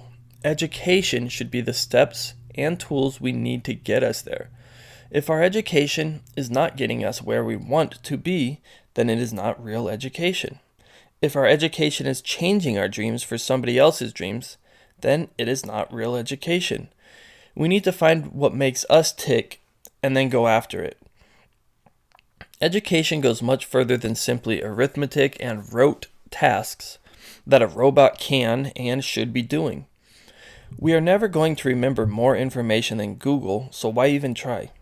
We don't need to memorize trivial things that can be Googled in seconds. We have all facts and figures right there in front of us. We should instead be developing the things that robots can't do. We have special strengths that we are born with. Some of us are better at working with people. Some of us are better at working with technology. Some of us are better at writing things, and others are better at visualizing things. Some people are great at problem solving, and others are great at creating problems. It doesn't matter what our talents are. What matters is that we follow them. But all too often, we choose not to follow them. We give up too easily. Not everyone learns the same way. Some people need to do things hands-on. Some people need to hear things. Others need to see things. Some people can visualize what we tell them in their head, and others can't. Different people learn differently. Our current school system teaches people in a very linear fashion. Hardly any effort is put on the individual student. Most of the effort is put on the collective whole. If a student chooses to do something different than others, they are quickly brought back in line with everyone else. If the student disagrees with something, they are quickly brought back into agreement. If we really are part of something larger, then we should understand that the universe is working in our favor. If we really do have a purpose here, then we also have the universe on our side backing us. The purpose of having a purpose is so that we can achieve it, It's not about simply trying to complete our mission and giving up when it doesn't work out the first try. It is about struggling hard, overcoming obstacles, and doing whatever it takes to achieve our purpose. We have the universe on our side, and the more we go after what it is that we want, the more help we receive. Training versus education. When most people say education, what they are really saying is training. Education and training are two completely different things. Training is a procedure on how to do a specific task. Education is the theory and practice of thinking and learning. There is a huge difference between the two. Most schools do not educate us, they train us. It is much easier to train someone than to educate them. Training teaches a certain pattern of steps. Training teaches only one way to do something. Training takes away creativity and leaves us with a rigid, boxed-in way to approach things. It is entirely possible to be trained in something, but still be completely ignorant in it. I find business school to be a good example. When we hear the word business school, we think about somebody starting a business. Well, at least I do. Just as we go to art school to become an artist, we go to business school to become a businessman, right? Well, not really. Most people who graduate with business degrees do not go on to become businessmen. They become managers working for another company. A businessman owns his own company. They don't work for somebody else. But schools train us to work for somebody else because actually coming up with a business creatively is hard. It is much easier to follow a set pattern, and this is why schools teach set patterns. This is what I mean by training. Schools don't prepare us to be educated in the field that we're going into. They train us for the field that we're going into. In law, they don't educate us on what law is and why we have it. They train us to approach law the way they want us to. In economics, we don't educate people on how economies really function. We train them in the type of economics we want them to practice. And in business school, we don't educate people how to run their own business. We train them how to run somebody else's business. Real education teaches people how to think, not what to think. How many people do you know that really know how to think? Probably not many. Most people don't think much because school taught them not to. Think about what I just said. Most schools don't want us to think. Most schools want us to do what they tell us to do, which usually isn't thinking. School is much more about following rules than it is about thinking. The way we educate people is just enough to allow people to exercise a mediocre existence, and that's it. We don't educate people to do anything beyond the norm, and we don't educate people to do anything outside of the system. Pretty much our whole lives are already put in place for us from the time we are born. We go to public school, get told some stuff there, go on to college, get told some more stuff there, go work at a job where we're told what to do for 30 or 40 years of our lives, and then we finally retire. But this whole time, very little real thinking and education actually takes place. There are very few times in life when people actually step back and think, what am I doing here and what do I want out of life? Most of the time, we keep our heads down and never really care about doing anything different than what we have always been told to do. Our friends do it, our parents did it, and their parents did it. And so we continue on as if this is the way things should be done. The whole educational system treats us like robots, but people aren't robots. Everyone is unique, so we should be educating people in a we should not be educating people in a linear robotic fashion. We should be teaching people how to do things robots can't do. Robots know how to crunch numbers all day long. Robots know how to memorize data. Robots know how to do what they are told to do. But robots don't know how to innovate and be creative. So we should be educating people how to be these things that robots can't be. Why on earth would we want to train our children to be like robots, especially when we have some of the tools that we have these days? Is it really necessary to memorize useless dates and facts that are completely irrelevant to our lives? Do we really think we're going to memorize more than Google? We should be exercising our creative and innovative faculties. We should be exploring rather than memorizing. This is true education. Pavlov's dog. Pavlov's dog is a great example on how schools train us and condition us. Ivan Pavlov was a Russian psychologist who is known for his work with conditioned responses. When we feed dogs, they usually will salivate at the mouth in order to eat the food. This is a natural response that humans also have. So what Pavlov did is when he brought out food for his dog, he would also ring a bell in conjunction with the food. The ringing of the bell was always associated with the food for the dog. Time after time, Pavlov would bring out the food and ring the bell. Each time he did this, he was conditioning the dog to associate the bell with the salivation of the mouth. After doing this multiple times, Pavlov noticed that if he stopped bringing food but still rang the bell, the dog would still salivate at the mouth. He had trained the dog to have a conditioned response to what he did. This is what schools do with people a lot of the time. They train us to have conditioned responses for our actions. If we make a mistake, they condition us that this is bad. If we do something different, they condition us that this is bad. They condition us to take out student loans to go into debt. If we choose not to go to school, we are conditioned that this is a bad thing. They condition us that school and education are synonymous. We are conditioned that if we don't go to school, we won't get a good job and make money. The whole time we go through school, we are like a dog that is being conditioned to give a desired response. College. These days, college has become a religion. College is so prevalent and so popular today that we sometimes wonder how we ever had society and were able to move forward without it. Now let's get one thing straight. I'm all for education and being smart, but college is hardly any of these things.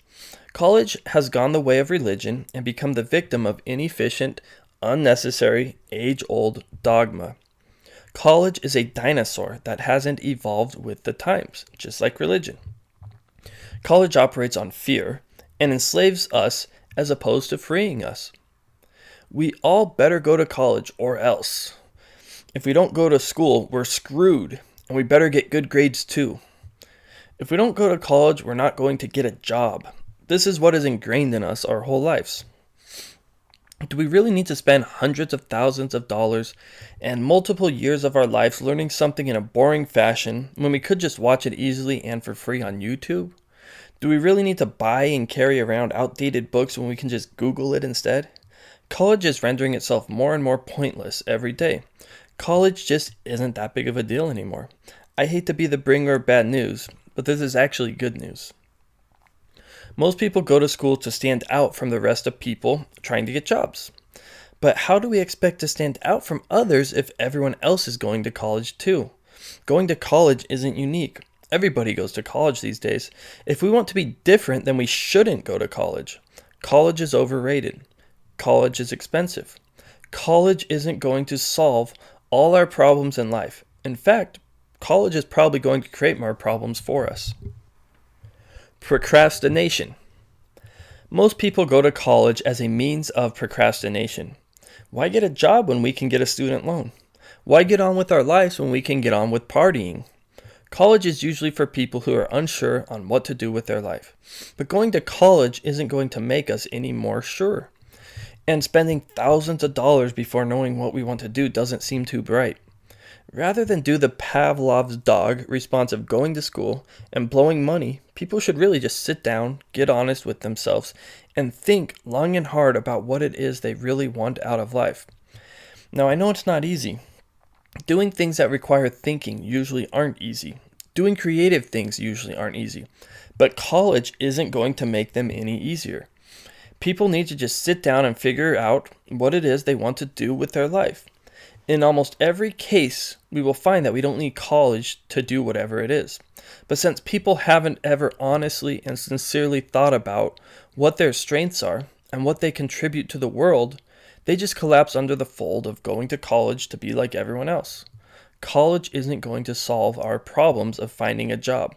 College isn't going to make it any easier to find a job. College is just another excuse to procrastinate from what we should be doing. Costs and debt. How many graduating college students do you know that are hundreds of thousands of dollars in debt? I know quite a few. And being in debt sucks. Being in debt is no joke, especially from college loans. We can't default on our student loans. They follow us around even after bankruptcy.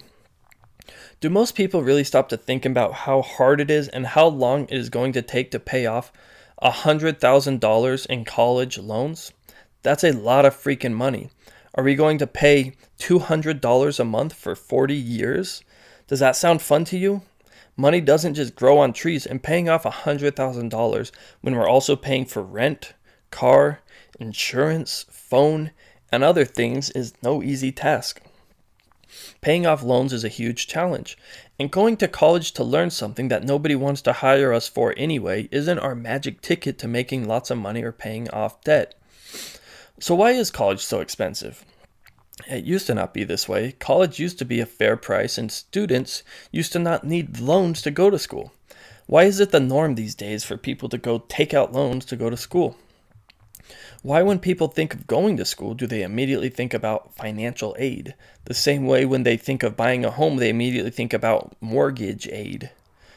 This is the big question, and there are obviously lots of answers.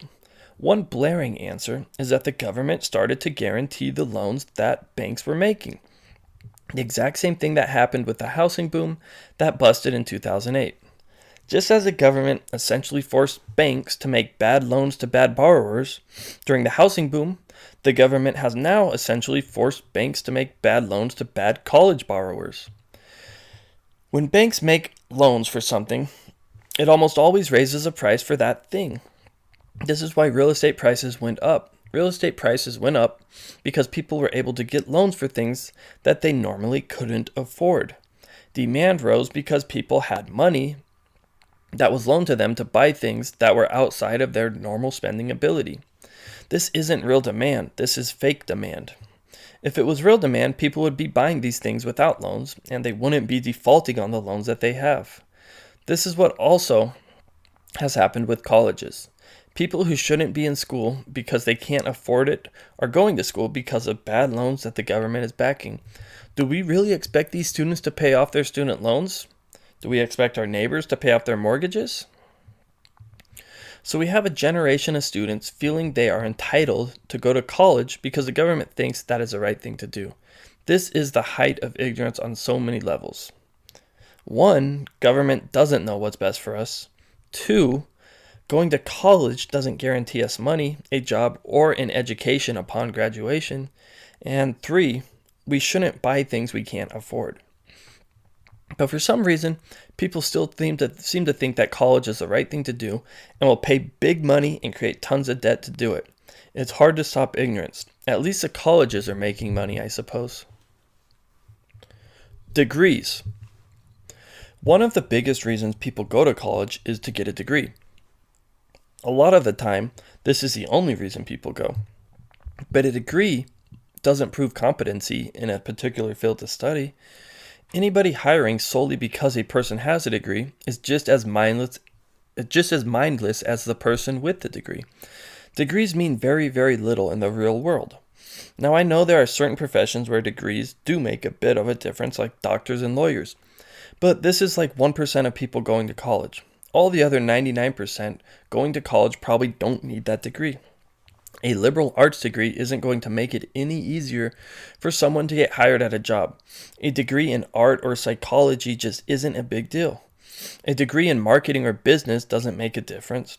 What makes a difference is what we know and the value that we can offer. How many college students do you know that have actually tried to get a job somewhere before getting their degree? Why go to college to pay tons of money for a degree when we can just get a job right now? I got my first job without a degree. I've moved up in my profession without a degree. My brother got his first job without a degree. If somebody has value, they don't need a degree. Degrees are for people who don't have value. If somebody has value and knows what they're doing, they just start doing it. Employers pay big money to people who can make them big money.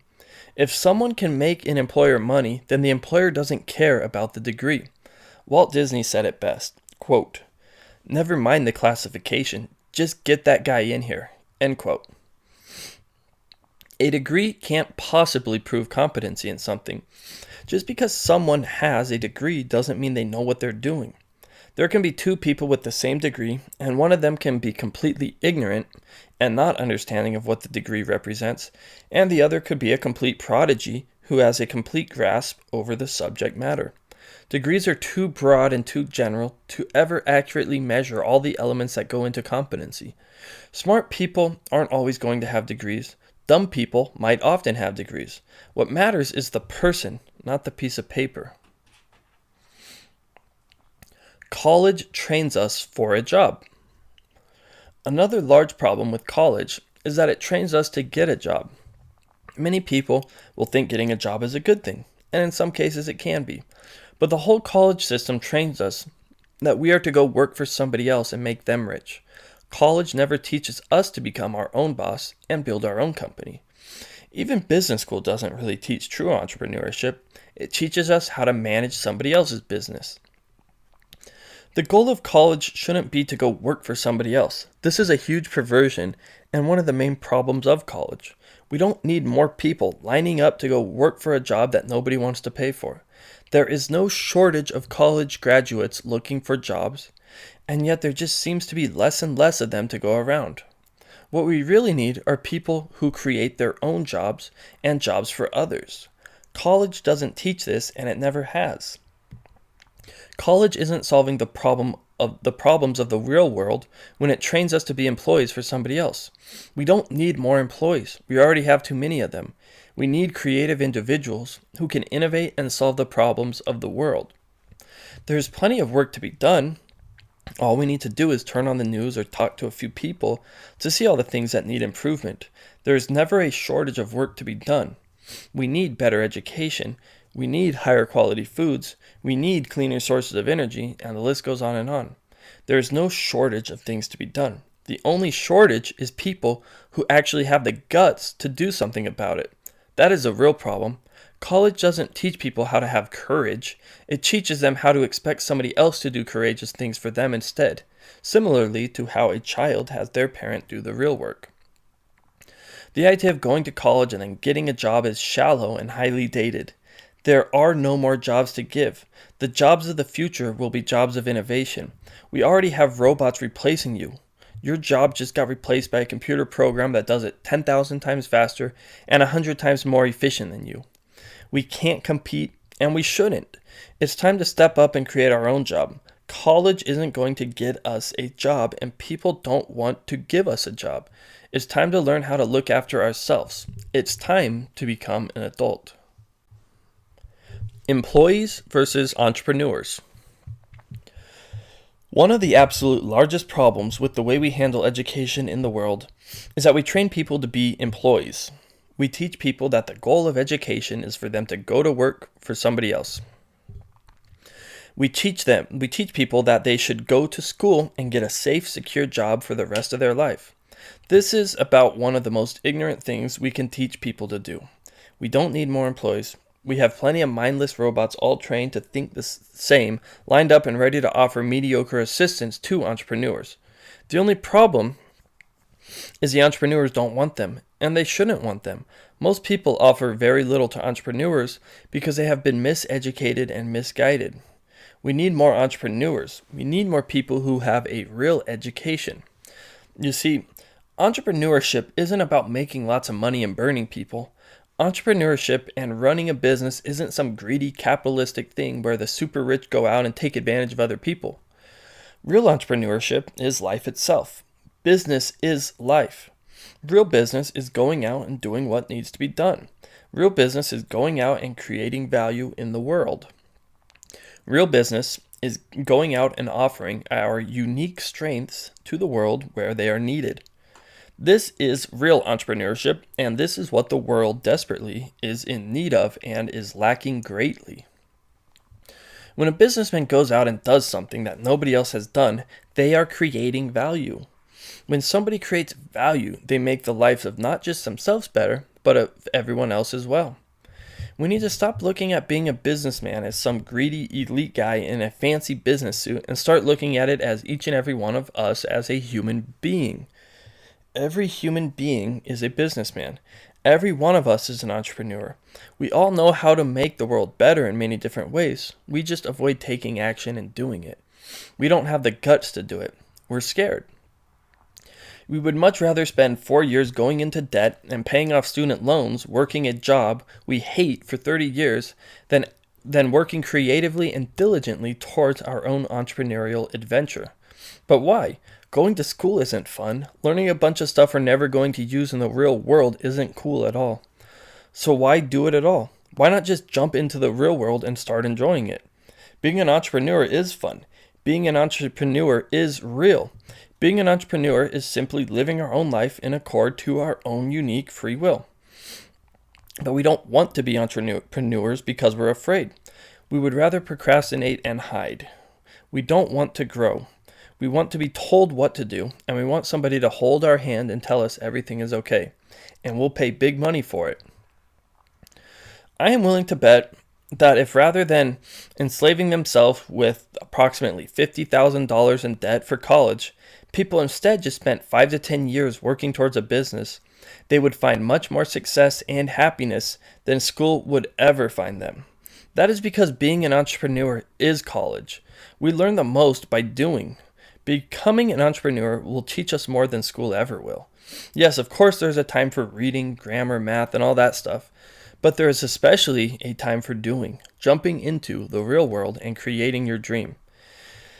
An entrepreneur is like being an adult. An employee is like being a child. Why? An employee usually can't immediately do the things that an entrepreneur can. But an entrepreneur usually can immediately do the things an employee can. In a way, an entrepreneur is more evolved or equipped than an employee. I'm not saying this to be mean, I'm simply trying to make a point. Entrepreneurs possess many of the traits that are found in solid patterns of growth. Entrepreneurs are much more long-term, while employees are more short-term. Entrepreneurs focus on more creative tasks, while employees focus on more rote tasks. Entrepreneurs usually make hard decisions, while employees usually make easy decisions. Entrepreneurs live in more freedom, while employees live in less freedom. All of these things point to why being an entrepreneur is more in alignment with nature. Entrepreneurs are living life at a higher caliber than employees. I'm not saying that they're better. I'm just saying that they're able to do more and are more like an adult as opposed to a child. Which would you rather be? Would you rather be limited in life like a child who can only do what their parents say they can do? Or would you rather be an adult who has complete freedom to make their own rules and do whatever they want to do? Yes, I know. It can be scary to be an adult. It's scary to pack your bags and move out of your parents' house and into your own house. It's scary to take on responsibility yourself and actually be accountable to your own actions. But it's necessary. There comes a point where we all have to grow up, and becoming an entrepreneur is part of that growth. Employees are usually limited to one field of study. But unfortunately, life doesn't always throw you one thing your whole life. Nature doesn't always give us warm, sunny weather. Sometimes we have to make do with rain, wind, and cold. We may have to try different things in life. We may go from one field to another to yet another. That's okay. That is what life is all about. That is what being an entrepreneur is all about. What is necessary and valuable today may be less necessary 20 years from now. That is okay. As an entrepreneur, you are able to adjust for these changes. It is much harder to adjust as an employee. Employees are stuck in one narrow field with tunnel vision. When you're an entrepreneur, it doesn't matter if there aren't any jobs. You figure out how to create value and make money your own way. When you're an entrepreneur, it doesn't matter if you go to college or have a degree. You spend more time doing and less time talking about what you know. When you're an entrepreneur, it doesn't matter if we're in a bad economy. There's no such thing. There are opportunities in any market. In a good market, you will do well as an entrepreneur. In a bad market, you will do well as an entrepreneur. Internet. These days, if you are ignorant, you are willingly ignorant. We are living in an age where we have the opportunity to educate ourselves on just about any topic for free. Books that were hard to find even 20 years ago can be found within an instant on the internet. Things that only elite people were privy to years ago are now just a click away on the internet. Discussions that could only take place in person now take place over the internet. Most of the knowledge and wisdom people have can be found on the internet. Google has completely changed the way the world operates. With Google, we have more information than we know what to do with. Pretty much anything we want to know can be known by using Google. Google has organized and efficiently optimized our information. Information that we used to have to spend years digging for can now be found immediately with very little digging. Things that we used to have to consult experts on, we can now consult Google on. The whole world is different for the better because of Google. With Google, all we have to do is know what we want to look for, and we simply look for it. But that can also be a problem. A lot of the time we don't necessarily know what we want to look for, and a lot of the time we are also looking for the wrong things. Rather than using Google for education, a lot of the time we would rather use Google for entertainment. The top searches on Google aren't on philosophy or economics, they're on celebrities and sports. People don't want to be educated. That's why they go to college. YouTube has also completely changed education.